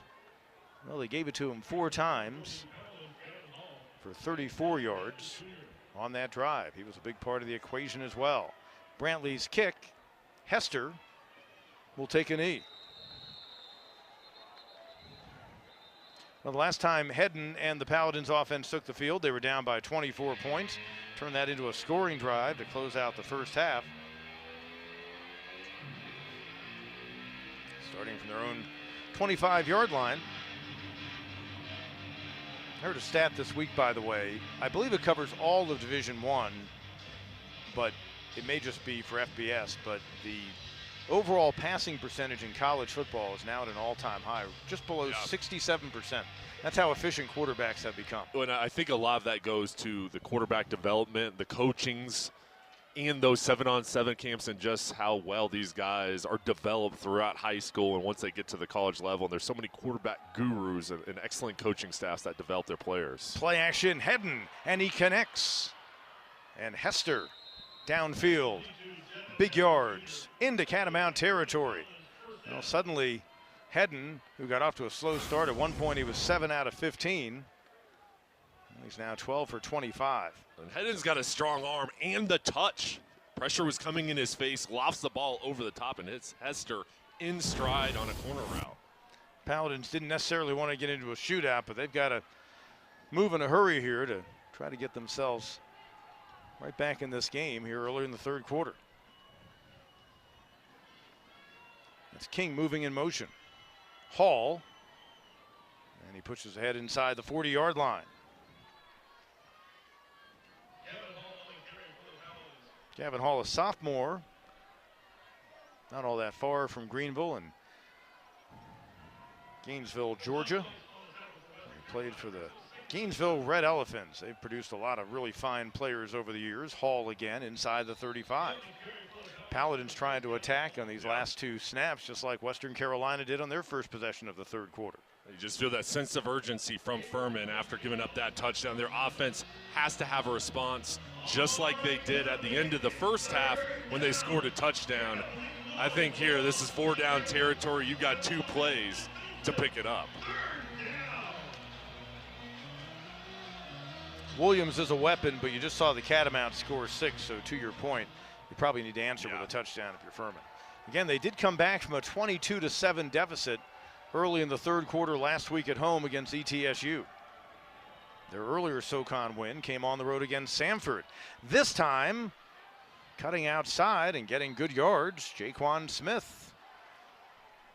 Their little used third back, and that's going to move the chains. Smith, a junior out of Brazelton, Georgia. Smith was patient as his offensive line set up. Nice crease on the left side, and he ran around with speed to break the edge, and they needed that, and now the chains move forward. First carry of the afternoon for Smith. Sets him up 1st and 10 at the Catamounts 26. More play action. Another deep ball and incomplete. Penalty markers thrown. Pass was intended for King. A lot of bumping going on there with Moore. And it'll be pass interference against Ken Moore of Western. Pass interference, defense. Penalty results in automatic. 1st down. But in college, again, at times the benefit is you'd rather commit the pass interference instead of give up the early 6 because it doesn't put the ball right on the doorstep. It only moves it. In this case, 15 yards down to the 12-yard line.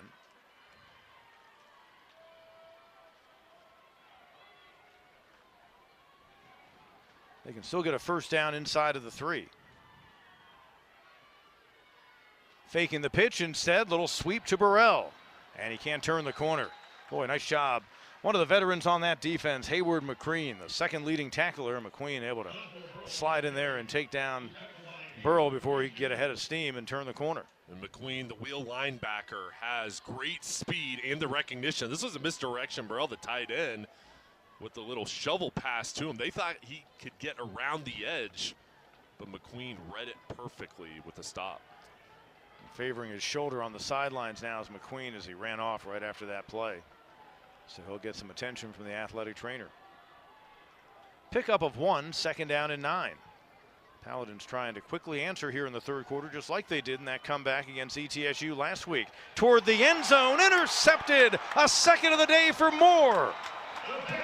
Went up high as the pass was intended for the 6'2 Joshua Burrell. And a 3rd pick thrown today by Hedden. He had thrown just 3 over their first 5 games coming in. And this ball, another one with loft over the top, but Ken Moore Jr. comes back for it. Great job with the recognition, turning his hips, looking up and coming back to the ball. And this defense with these turnovers, that's been the story of this game, is the defense standing up and giving the ball back to the offense. You figure in that situation, you got the 6'2 Burrell, and you've got Moore defending him at 5'10", so you throw a jump ball. The trouble is, pass wasn't deep enough into the end zone for it to be competitive for Burrell to use his size. Ball placed at the 20 after the pick in the end zone. Moore earlier had that pick 6, and just throwing it at the feet of his intended target, Josiah Thomas. Dickens will live to fight another day. And that's where Dickens' decision-making is next level, because he could have tried to take a chance there, but he saw the play, wasn't going to work, nothing developed to his liking. He just turfs it, and then now sets up 2nd down. The handoff, Boyd had the big series to start this third quarter. 3rd down upcoming. And I really think for Furman, in order to come back in this ball game, your defense is going to have to follow the same recipe of Western Carolina. You're going to have to create turnovers in a flurry here, down 24 points, still plenty of time here in the third quarter, but your defense has to get a stop here, and they need to start giving the ball back to the offense. Play action, Dickens, pocket collapsing. Now he's being chased by Stone King. And let's see, he's got enough for the 1st down and more. Finally thrown to the turf, just shy of the 45-yard line. Good work getting out of the pocket. Billy Lewis eventually made the tackle in the open field. I just love how Dickens plays the quarterback position. He's looking to throw. He doesn't want to run, but he has the speed and athleticism and the wherewithal knowing when to take off. He felt that pressure come through, got around the edge. Dickens now with a 30-yard rushing day to go with what he's done in the passing game, nearly 180 yards there. Boyd on first down. 2 interceptions in the end zone by Western Carolina's defense among the 3 picks they've had. The 3rd pick was turned into 6 points right away. So again, think about the numbers game and how different this score might look. And not only do you keep Furman out of the end zone, but those are backbreakers. Those are so tough when you're driving down the field and that you can't execute in the red zone. 2nd down, 6. Handoff inside. Looked like Markel Townsend, the redshirt freshman out of Columbia, working against the school from his home state and bring up 3rd down.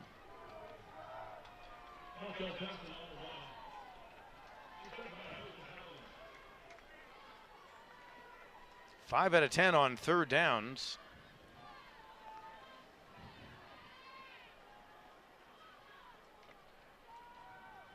Dickens, and ball's going to be caught. Flag going to be thrown. Really nice grab by Tyre.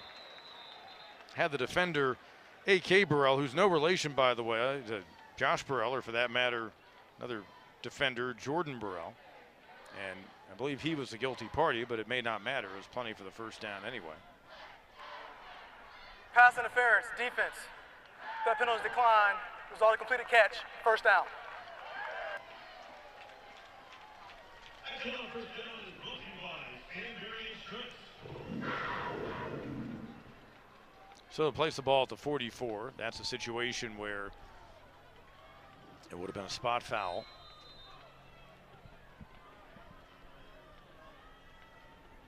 Once again, Catamounts in the Paladins' territory. Here's a pitch. Townsend. And he's inside the 40. And right now the offense, they've been effective on the ground the first 2 drives. They really relied on this running game to move forward and set up the play action pass, and we'll see if they go back to the double moves on the outside.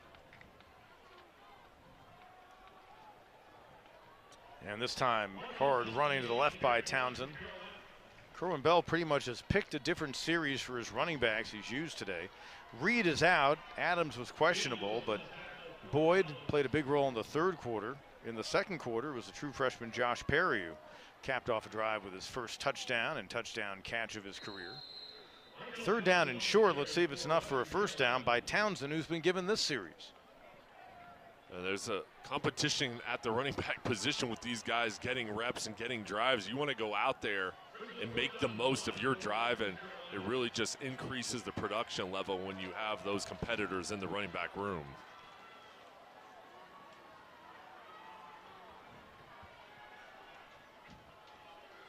Fourth down, Catamounts will go for it. They tried earlier unsuccessfully. Now an illegal procedure is going to back them up. False start, offense, number 67, 5-yard penalty, 4th down.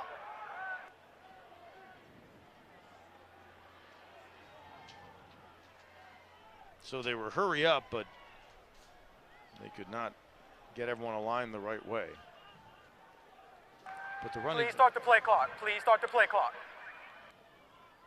opening half, Catamounts just 53 yards rushing. And they have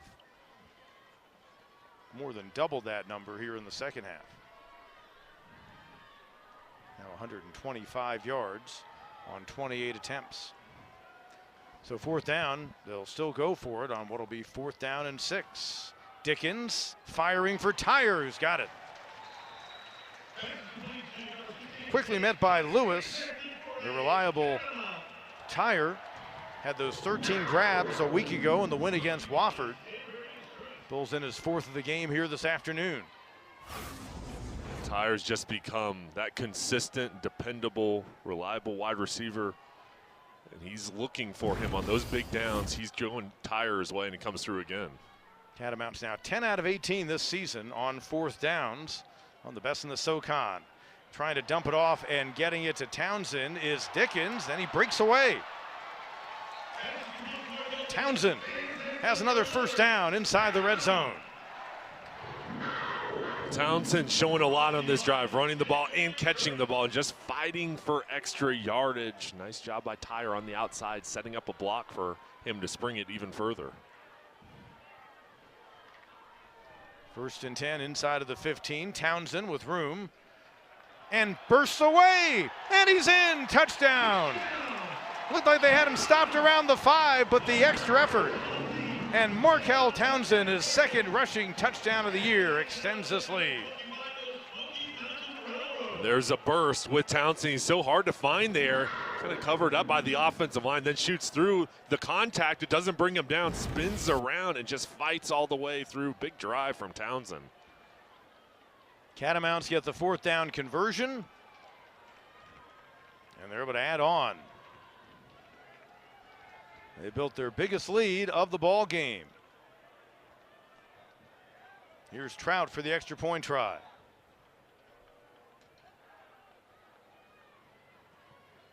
And it's a 38-7 advantage for the Western Carolina Catamounts. They won by 32 points a year ago in Greenville when they took down Furman, trying to get the Paladins for a 2nd straight year, this time on the home field here in quarter number 3.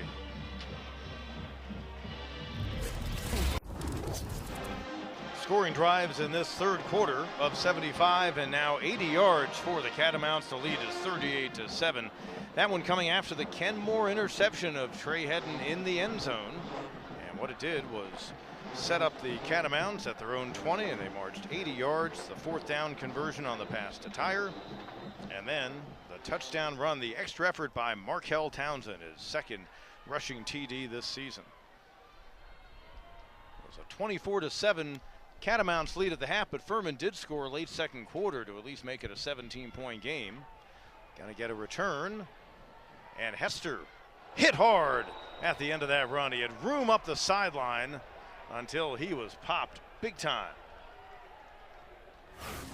Looked like Armand Anderson's been big on special teams this year for the Catamounts. Anderson was flying down there in coverage, and this has been a physical game.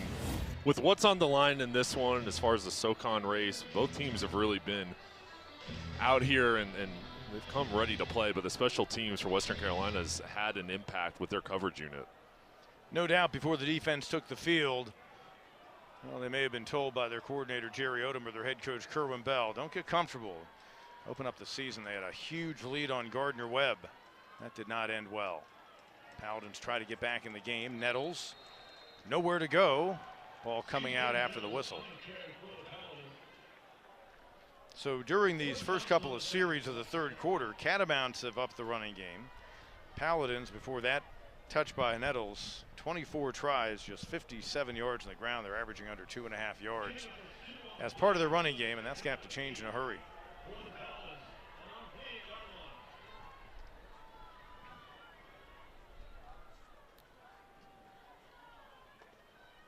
Second down and 8. Hedden, Nettles reaching back. He'll be close to the line to get, but came about a yard shy. Got to go quick right now if you're the Furman Paladins. And the defense playing back, allowing that open underneath area, and Hedden just saying, all right, I'll take what I can get and try to cut into it. But yeah, you've got to go fast, and you've got to hit this defense with those big explosive plays, because time right now winding down here as we look up. It's already inside of 4 minutes and 10 seconds. 3rd and short. Furman trying to convert a 7th 3rd down attempt today. Hesitation of the backfield, but Smith able to wiggle ahead. Let's see if he got across the line.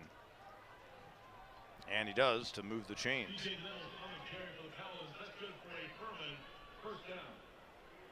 That's a good job from Nettles, just getting enough.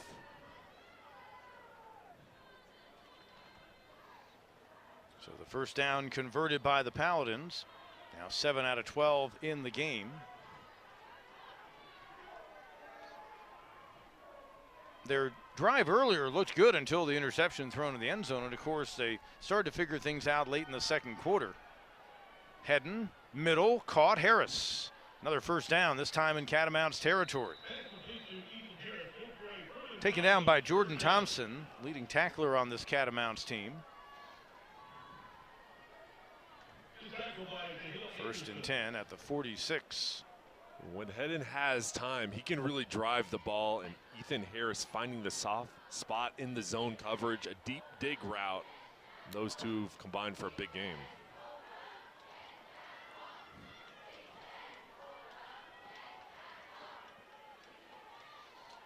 Graphics are down right now, so it's 1st and 10. End around, or a little shovel handoff to Hall, and reading it beautifully, Sykes and Moore. Those guys continue big games. They've combined for 3 interceptions, have denied Furman potentially 12 points in the process, and added 6 on top with Moore's pick 6. And that time, no gain for Hall, trying to move to his right.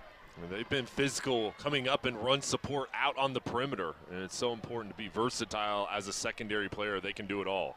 2nd down and 10.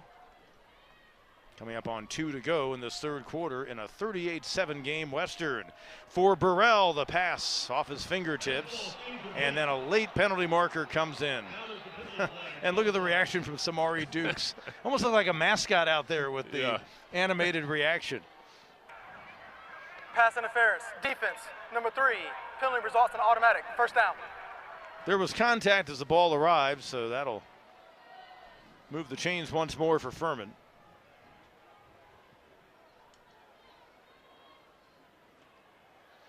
And it'll give the Paladins a 1st and 10 at the Catamounts 32. 2:04 to go here in the 3rd quarter. Western growing a 24-7 advantage at the half to 38-7. Hall, move on the right side, gets close to the 25. 2nd down upcoming. Looks like the right side of that offensive line, guys like Jaden Collins, Chase Gregoric, Ryan Lamb, who've rotated in there, have been able to clear the path a little bit. That's where they've had some effective running plays since the late stages of the 2nd quarter. This offensive line has been more stable here in the past few weeks, and they run more of an NFL philosophy. The schemes they run, a lot of zone gap concepts. 2nd down and 2, Hall. Looks like he'll be stopped shy. Under 1:20 to play as the clock winds here. You see it in the background. Our lower 3rd bar currently down, so they are furiously working in the control room, maybe with a sledgehammer in hand to get it back up. You know, like you used to have to whack the side of the TV, you know. That's how we do it. Paladins try to convert on a 3rd down yet again on this drive. They're 7 out of 12 in the game. 3rd down and 1 from the 24. Hedden dumping it, taken by Harris. He's got the 1st down upended inside the 15-yard line. Clock will continue to wind. Paladins could have at least 2 more snaps if they hurry up here in this 3rd quarter. Coming up on 20 seconds to go. They spot the ball at the 13. And now we've got an official timeout. There's a piece of equipment on the field. One of the Paladins, or one of the Catamount players rather, I believe, discarded, but left it right in the middle of the field. They restart the clock. It's at 15 seconds to go. Could be our final snap of the 3rd quarter. On 1st and 10 from the 19. Hedden looks toward the end zone, throws toward Harris. Incomplete. He was covered up by Darian Anderson. The home crowd and the Western bench wants an offensive PI.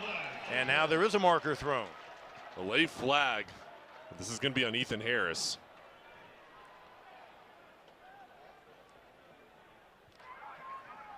After the play, unsportsmanlike conduct, defense, number 9. Penalty results in automatic, 1st down. Wow. I'm wrong. That's why the flag was late. So apparently they didn't like the fact that Anderson was protesting, the defensive back for Western, on what he thought should have been, we're guessing, an offensive pass interference against Furman. 4 seconds remain here in the 3rd quarter. Clock stopped as a result of the penalties. The Paladins can take a shot. And Try to cut into this lead before quarter number 4. Hall pushing ahead, and that'll be the final play of our third quarter. Paladins will have a 2nd and goal when the fourth quarter begins, but they are down big. It's a 31-point lead for Western Carolina. Battle of teams that are unbeaten in SoCon play. One of them will emerge that way, and right now Catamounts looking like they'll be that team as we head to quarter number 4 here in Cullowhee. Project on the west side of the stadium, part of the $37 million Western Sky, and they had the signing of the last beam with luminaries like the legendary former sports information director Steve White and others putting their names on. They placed the final beam in this week, and now it is a structure that's as high up as it'll go. It'll house a new press box, other game day facilities, coaches' offices, and more. And again, part of a multi-phase project that's really going to enhance things for this football program and change the look of Whitmire Stadium. First play of the fourth quarter, the hand inside goes to Jaquan Smith. He's stopped. That'll bring up a 3rd down and goal for the Paladins. Has to be 4-down territory. Yeah. Having an issue with our score bar on the bottom of the screen, so we invite you to bear with us on that, but we'll keep you posted on the down and distance. 3rd and goal, they put the ball at the 2. You've got 2 plays here. You've got to go for it if you don't get it. There with the running play, would not be surprised if there's a play action here with 2 backs in the game. Burrell, the tight end, lined up as fullback. Hall is the deep back. Under center this time for Hedden. Hedden looking to the end zone, throwing incomplete. Harris defended again by Anderson. Field goal probably does you no good here early on in the fourth quarter, so Paladins keep the offense on the field. They're looking to sneak Joshua Burrell out in the flat off of that play action. They initially looked his way, then went to Harris. But you're right. Right now, you've got to attack here, keep the offense out on the field. And even though you need the points right now, as we see less than a minute into the fourth quarter, at the very least, you'd have Western pinned back. Clay Hendricks, before the snap, runs down and calls a timeout. He didn't want to use it. Timeout, Furman. But he knows his team of the half has to get this right. So the Paladins calling their first timeout of this fourth quarter. So what do you think? They moved Burrell in motion that time, as you said, trying to open up space for him. You're 2 yards away from the goal line. Do you just try to power up and run Hall or Smith inside? Probably not a moment where they would use Nettles, the smaller of their backs. Yeah, I think you're going to do some pre-snap motion, maybe get Burrell going to move some defenders out, and then I would try to punch this ball in on the ground. You just had a 3rd and 2 where you ran play action. I would go back to the ground and trust in your offensive line to get 2 yards and get you into the end zone. Paladins came in with the 5th best red zone offense in the Southern Conference. Their lone touchdown came on the 8-yard connection from Hedden to Joshua Burrell late in the second quarter. At the time, it made it a 24-7 game at the break, but just like the big second quarter they had, Catamounts did all the scoring in the third quarter. That's Harris at the bottom of your screen, moved in motion, pressure coming from behind, and he's hit, and he's fumbled, and it's going to go out of bounds. Either way, it's going to be Catamounts ball. Looked like Hassan Sykes coming from the blind side, forcing the action. Simply a turnover on downs, but Catamounts get it back and they deny Furman points. It was a play action with the fake handoff. That defense, Pete, just flew to get into the backfield, and Sykes sprinted over, and there you see the celebration. They have played outstanding today. This defense can match the productivity of its offense. Catamounts they're a dangerous team as it is, but boy, they become a ball club that they could well bring the first SoCon title here to Cullowhee. That's been a mission of Kerwin Bell since he took over 5 years ago. They've been to postseason play, not for a long time, but they've not been able to hold up that trophy. Boyd stopped near the line of scrimmage. Lewis on the tackle. I think that's the story behind this game. Is this is a Furman offense that's averaging over 30 points per game, and the defense for Western Carolina, they've shown a lot of progress here throughout the season from week 1 to now, and where they've really grown and just how physical they've become. Late offensive line insertion. Ilya Krasnovic, originally from Serbia, Boston College transfer in at right tackle. Play clock was actually reset to 25 after it had gone down to 13. Second down. Boyd outside. Gets past defenders. Out of bounds he goes. Gets out close to the 40-yard line. Been a different running game in the second half of the Catamounts as well. It is. They've really gone to the outside and using different backs. And boy, they played up-tempo. Once you get those guys move the outside and blockers out front, they're tough to bring down. And once he was able to get the corner turn to get past A.K. Burrell, he was able to add some yards. Now Boyd, a little hesitation, and he's across the 40-yard line.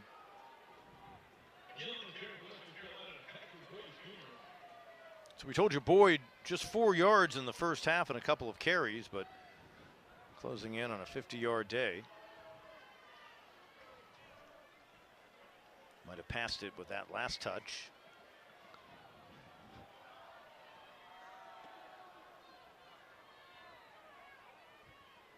Second down and 8. Now at this point you're just trying to work clock. If you're the Catamounts, blitz comes. Dickens gets away from it. He's got a first down. And a penalty marker thrown in the secondary as Dickens goes down to the turf just shy of midfield.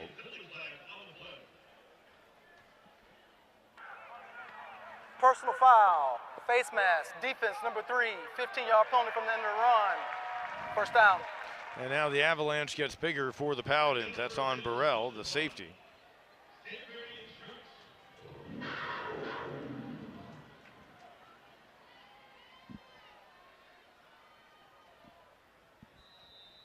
Catamounts now 169 yards rushing as a team. Big bump here in the second half. 383 total yards of offense. Exploring and looking for some room is Townsend. He's got it. He's got the first down. Bounces close to the 20-yard line and then some. Look at him push the pile near the 15-yard line. Wow, that's something. He plays with a tenacity. The way he runs, so quick, and then just that burst. And then the way he finishes it off. Watch this. Little juke gets to the inside. Multiple players hit him, and he just keeps fighting for the extra yards. Big chunks of yard in the ground game. Boyd had an 18-yard run. Saw the scramble by Dickens for about a dozen yards to get a first down. And another first down, this time inside the 20 on the run by Townsend. He stays in there. Townsend near the 10. Taken to the ground by Blaylock.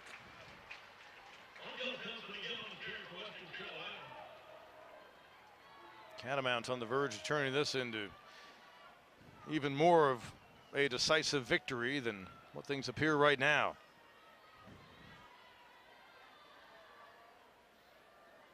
Three big turnovers by Furman in the passing game and another fumble recovery by the Catamounts. 4 turnovers overall. That run gets them down a little bit closer to the 5-yard line. That's a huge story in this game, Jay. And again, the fact that 2 of the turnovers came in the end zone and interceptions, and when Hall fumbled in the second quarter, that set up the Catamounts in great field position. Those turnovers are so tough for an offense, and then especially in the end zone where the result is, hey, we think we're going to score, we don't. It's tough to handle as an offensive player, and that's been the story, you said it, of this game, is just the defense standing strong in the red zone. Blackman got twisted around. There is a penalty marker thrown. Offensive pass interference, number 4. 15-yard penalty from the previous spot. Third down. Dutton obviously got in the way of a defender as the ball was in the air. That's probably why Blackman was so open, but it'll back up the Catamounts. You pointed it out earlier. That's a dozen penalties now for Western in this game. Although there have been teams that have had great success in the penalty area and still won big. I remember back when Florida State became the dynasty it was, late 80s through the 90s, they almost annually were the most penalized team in all college football. Dickens, again, will tuck it and run. And he dives down close to the 5, might have the first down, he does. Well, Taron Tiger Dickens showing his dual purpose today. He's passed for over 200. Another long run, scrambling out of the pocket. That'll put him right around 50 yards rushing on the day.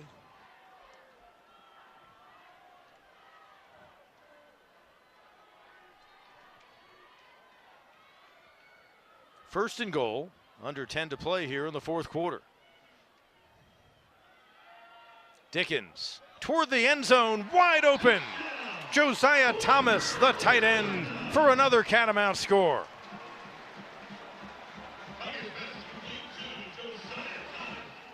Thomas emerged a few games back at home against Samford. He has become a factor.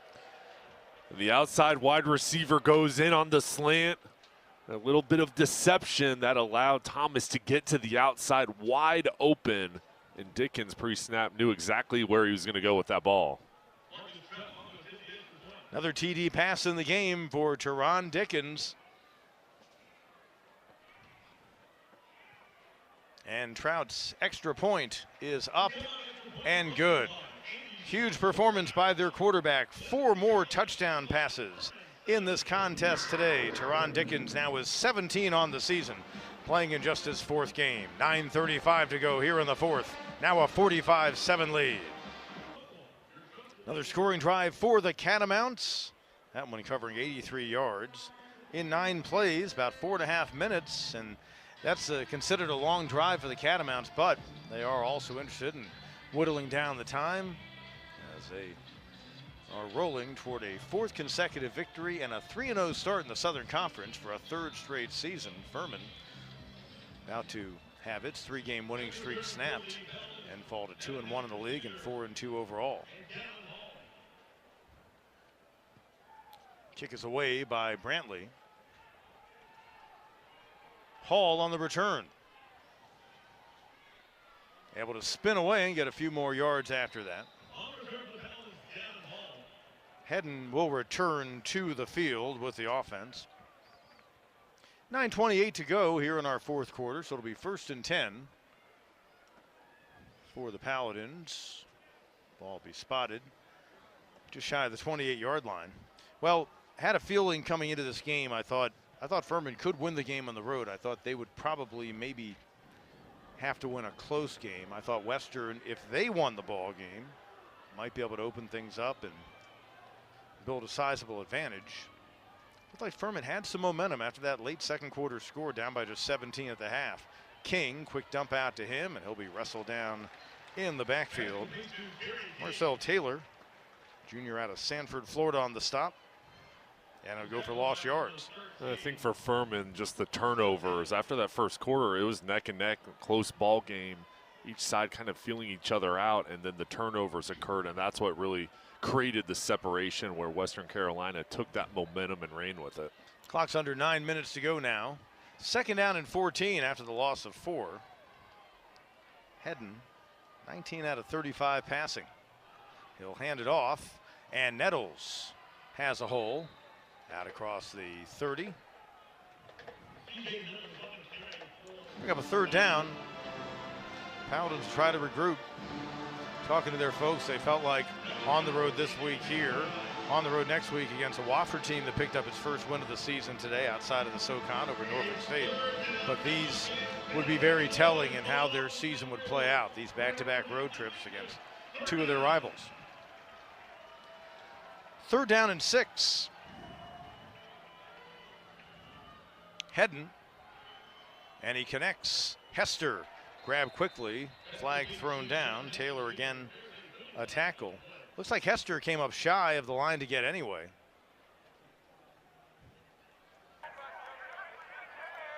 Ineligible player downfield, offense number 85, covered up on the line of scrimmage. 5-yard penalty, 3rd down. Michael Farmer, our referee for the ball game today. So they covered up the tight end Clyburn, and that led to the penalty. Correction, Western Carolina has elected to decline the penalty. 4th down. And now they'll decline, as was their option to do. Correction, they have decided to accept the penalty. 3rd down. And back and forth we go. So it'll be 3rd down and 2. For a moment it was 4th down and 2. And now the official's going to meet again as the Furman offense will back off the line. Let's see if the Catamounts have again changed their mind. And why wouldn't I? I'd just soon had Furman in a 4th down. I think we're about to hear Michael Farmer give us one more explanation.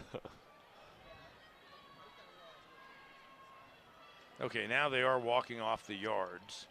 All right, so we go back to 3rd down. So we'll go back to 3rd down on the marker and on our score bug, which we're happy to have back.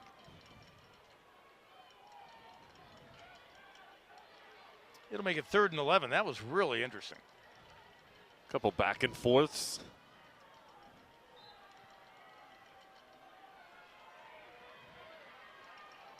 Nettles, the lone back, stands to the left of Hedden.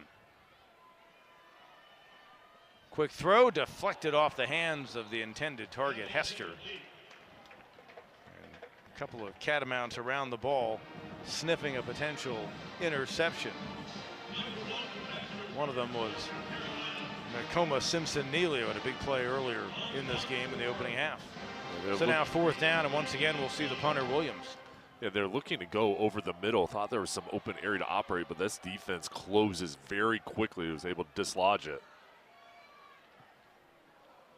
Punt is away. Michael Rossin, speedy receiver back there in punt return. A couple of penalty markers fly in the air. Let's see what the flags are all about.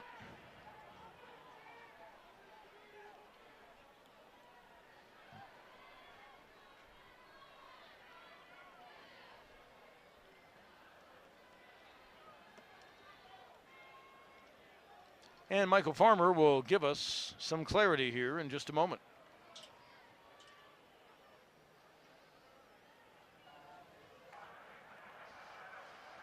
During the return, holding, return team. Penalty is 10 yards from the spotted foul. 1st down. So that'll back up the Catamounts, and we'll take a timeout before play resumes. 45-7. Catamounts in a romp in this key SoCon game here in Cullowhee. Impressive second quarter, turning into dominance here in the second half, and they've built a 45-7 lead. 7:48 remains in our 4th quarter with Jay Sonhalter, Pete Hannity here with you in Cullowhee, North Carolina. And we will see Taron Dickens Day come to an end. Isaac Lee, who did some good work while Dickens was unavailable for the first 3 games this year. Redshirt freshman out of Concord, North Carolina.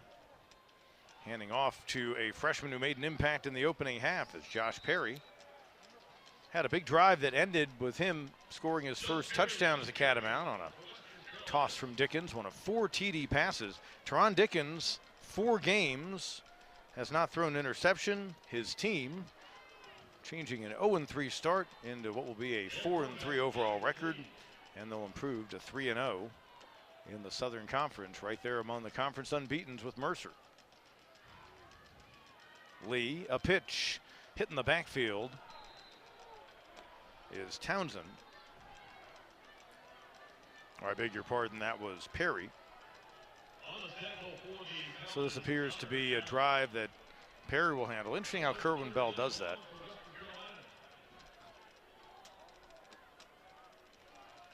As he'll generally give a running back a series at a time. And we've seen Boyd and Townsend featured.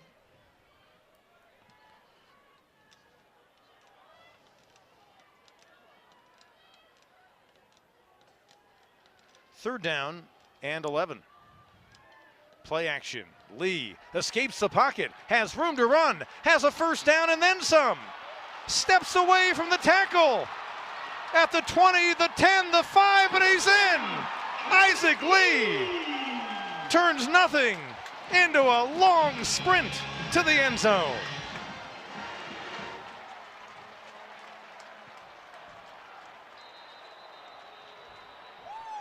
Boy, what a day for freshmen wearing Catamount uniforms. Yeah, everybody's coming in and making an impact. And Isaac Lee just takes off. It looked like he was going to get caught a couple times. And then 6'4", 190 pounds, just turned it on, sprinted all the way down that sideline. And impressive quarterback play. Dickens comes in, another outstanding day. And then Isaac Lee having a moment on his first drive. Isaac Lee and the Catamounts for a second straight season have put up more than 50 points on the Furman Paladins. In fact, the extra point would match last year's output when they won 52-20 in Greenville.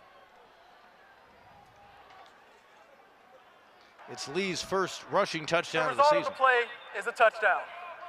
After the play, unsportsmanlike conduct, offense number 5. Unsportsmanlike conduct, offense number 86.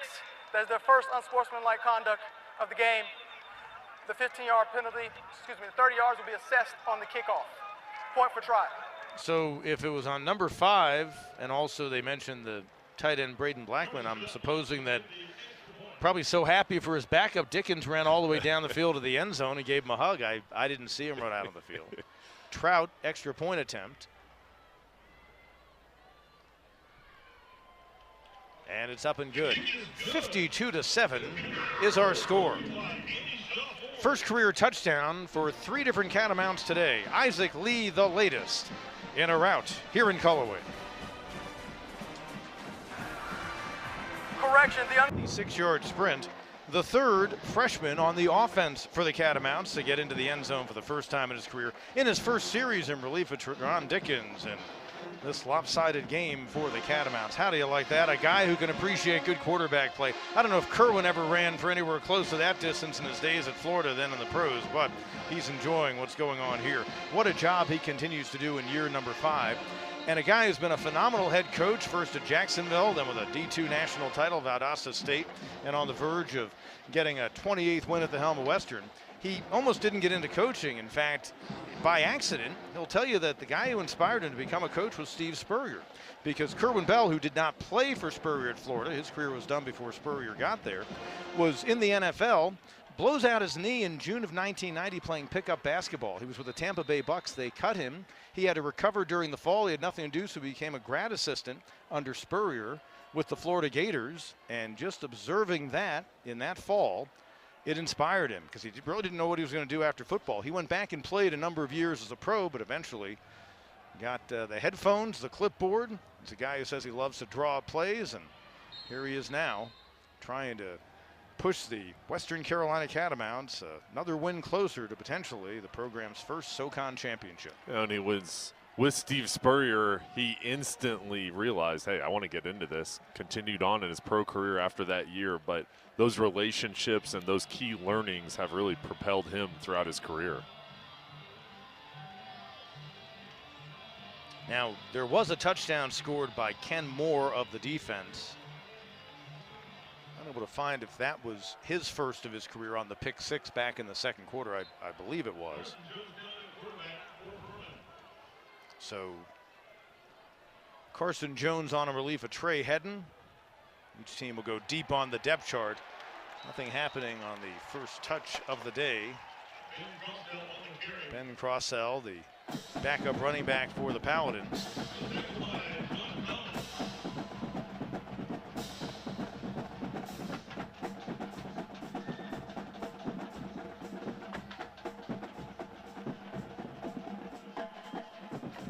Furman team that, well, obviously they thought they could come up here and maybe get another road win in the bank. They'd already won away from home at Samford in SoCon play, and earlier won at Campbell outside of the conference.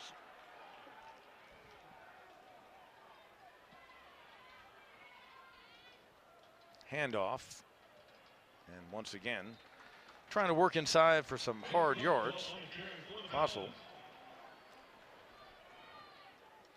Crossdale out of Dallas, Texas, redshirt junior. I think for Furman moving forward, the big takeaway from this ball game will be making sure you clean up some of those mistakes, those turnovers. If you can clean those up, you're going to give yourself a chance in any ball game. Coming off 3 straight wins, they've been playing clean. Today just didn't go their way in that aspect. When you lose the turnover battle, it's going to be tough to win in any game. Paladins came into the day +2 in turnovers. They'll exit this game -2 unless Western has a late giveaway. Jones on the run, fires downfield. Some contact, pass is incomplete. Connor Morin out of Centerville, Virginia was the intended target. 4th down, we'll see the punting unit. And you figure Lee in the offense just try to run this one out for Western.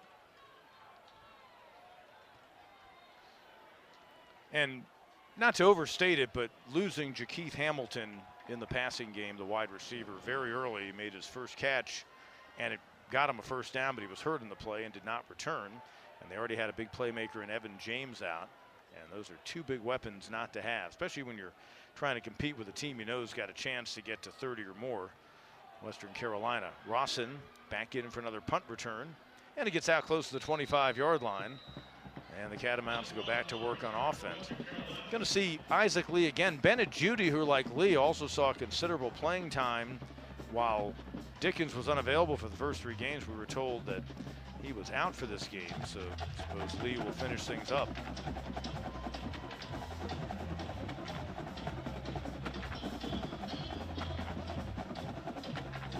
One of the things that Kerwin Bell said about Steve Spurrier that he observed that helped inspire him for his coaching career. Bell observed that Spurrier just had a quest for perfection with his offense. And you may have heard anecdotal stories told over the years about how, you know, Spurrier could coach from the sideline and dissect the defense like that. As Richard Hollis on the handoff coming around for the Catamounts. Picks up 4 yards, but observing that, and again, that's the kind of thing that will inspire you to try to be great in that particular field. Yeah, and your mentors are so important as a player, as a coach, and for him in the coaching profession. And his first experience being with Steve Spurrier and seeing that excellent, that's where he kind of took all those key takeaways from. And, you know, he was talking with us just about quarterback play, and you know, I was kind of asking him just questions on what he looks for and kind of the philosophy. And he was talking about how Steve Spurrier, you know, really focused on quarterbacks. Once you hit your back foot, you get rid of the ball. And you want to limit sacks, but there has to be a timing to the quarterback position and making quick decisions and not giving up sacks. Anthony Benjamin, who just got the 1st down with a nice move to try to escape, ends up as no gain. One of the guys that Bell had in his position group as a GA, he was overseeing the quarterbacks, and of course Spurrier obviously ran the offense at Florida and was the main guy for the quarterbacks, but he had Shane Matthews, who was the first starter at Florida for Spurrier, put up huge numbers when Spurrier kind of helped begin changing how offenses played, for that matter, how defenses played in the SEC when he got to the Gators. And Shane Matthews has since, and for many years, been a very good friend of Kerwin Bell. In fact, Bell was telling us that Matthews was one of the guys who texted him right after the game last week and said, "Did I read that right? Did your quarterback really start 46 out of 46?" So that's a high-level quarterback who can appreciate what Taron Dickens did against Wofford. I'm sure he got many more texts from other Gators as well, and happy with that performance in the passing game. Fake handoff by Lee, and then he slips in the backfield. And slow to get up, looks like he's okay, but probably realizing that if he kept his footing, he probably would have had a chance to put up another big number on the ground. 4th down and 5. We will get to the 2-minute timeout before they have to snap the ball, and it looks like they will simply let the clock wind down. Kerwin Bell is going to call his offense to the sideline, and we'll take a break as well. Kerwin Bell and the Western Carolina Catamounts about to go 3-2 against Furman on his watch. We come back with our final couple of minutes after this.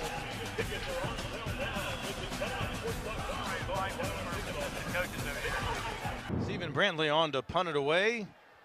Furman to get the ball back one more time. They'll try to regroup before their short trip over to Spartanburg and a game at Wofford next Saturday. It'll be a 3rd straight Palmetto State opponent for Western Carolina. They've got to go down to the Low Country, take on the Citadel, which not an easy team to play. Citadel beat one of Kerwin Bell's former schools today, Valdosta State, a game you would expect they'd win against a lower division opponent, and they won decisively at home. But other than a lopsided loss against Mercer, the Citadel has played everybody tough so far this season. Fair catch call for. And under Maurice Drayton now in year number 3, that is a much improved team. And you look at their opening game, and sure, they were shut out 38-0 against North Dakota State, but they hung around into the second half of that ball game. A Paladins team that'll face a Wofford team that picked up its first win of the year. They pulled away to a victory over Norfolk State, which is now coached by Michael Vick, former Virginia Tech and NFL quarterback.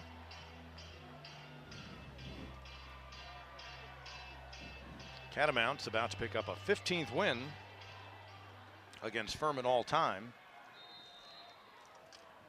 Paladins with 36 victories in the series, and there have been a couple of ties. Crosdale again, and he turns the corner and busts it ahead for a first down. Well, that was a good run to the outside. And for Furman here, you know, again, this is a game that just got away because of the turnovers. Hedden had a nice day throwing the ball as far as his accuracy down the field and getting big chunk plays. But I think a lot of credit is to this Western Carolina defense, Pete. They've improved so much throughout the season, and really they're playing their best football on the defensive side right now. And not only the 4 turnovers for the Paladins today, but it's where the turnovers happened. So critical, because they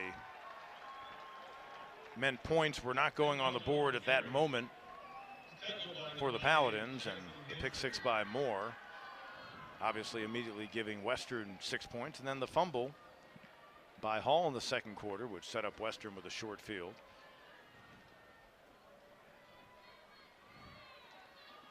Catamounts, in the back of his mind, Kerwin Bell still probably bothered by the opening loss to Gardner-Webb when it looked like they were going to roll to a decisive win. But this is a credit to them, and obviously having Dickens back makes all the difference in the world. But they built a big lead today and never let Furman back in the game from the start of the third quarter. Jones able to complete it. A lot of guys getting some playing time. That's Landon James, redshirt freshman wide receiver. Played at JL Man High in the Greenville area. And you look at the fact that they then had to go to Wake Forest after just the humiliation of seeing Gardner-Webb erase a 42-7 deficit and win the game. And that was always going to be a tough game at Wake. That didn't go well. They still didn't have Dickens. And then here in game 3 with Dickens not available, tight game with Elon, they lost by 6, 37-31. In the open field, Ben Crossdale, one man to beat. It'll be slung down inside the 10. Catching up and saving the touchdown for the Catamounts, Cam Smith, with Furman a chance to make this look a little bit more respectable here late. Crossdale goes off that left side of the line of scrimmage. The blocker's out in front and then turns it on. A big run, almost able to get in the end zone. That was excellent hustle, though, tracking him down. Well, a bright spot late in the game, Ben Crossdale. Coming up on 15 to play, might be our final snap of the game. But Jones, who was the SoCon Freshman of the Year 2 years ago, would love to engineer a scoring drive. Here comes pressure, fires to the end zone, incomplete. And the clock stops with 6 seconds remaining. Pass was intended for Riley Clark. Most likely last play of the game here. Maybe you could squeeze in 2 if you don't score. Furman one more opportunity. Get another touchdown on the board.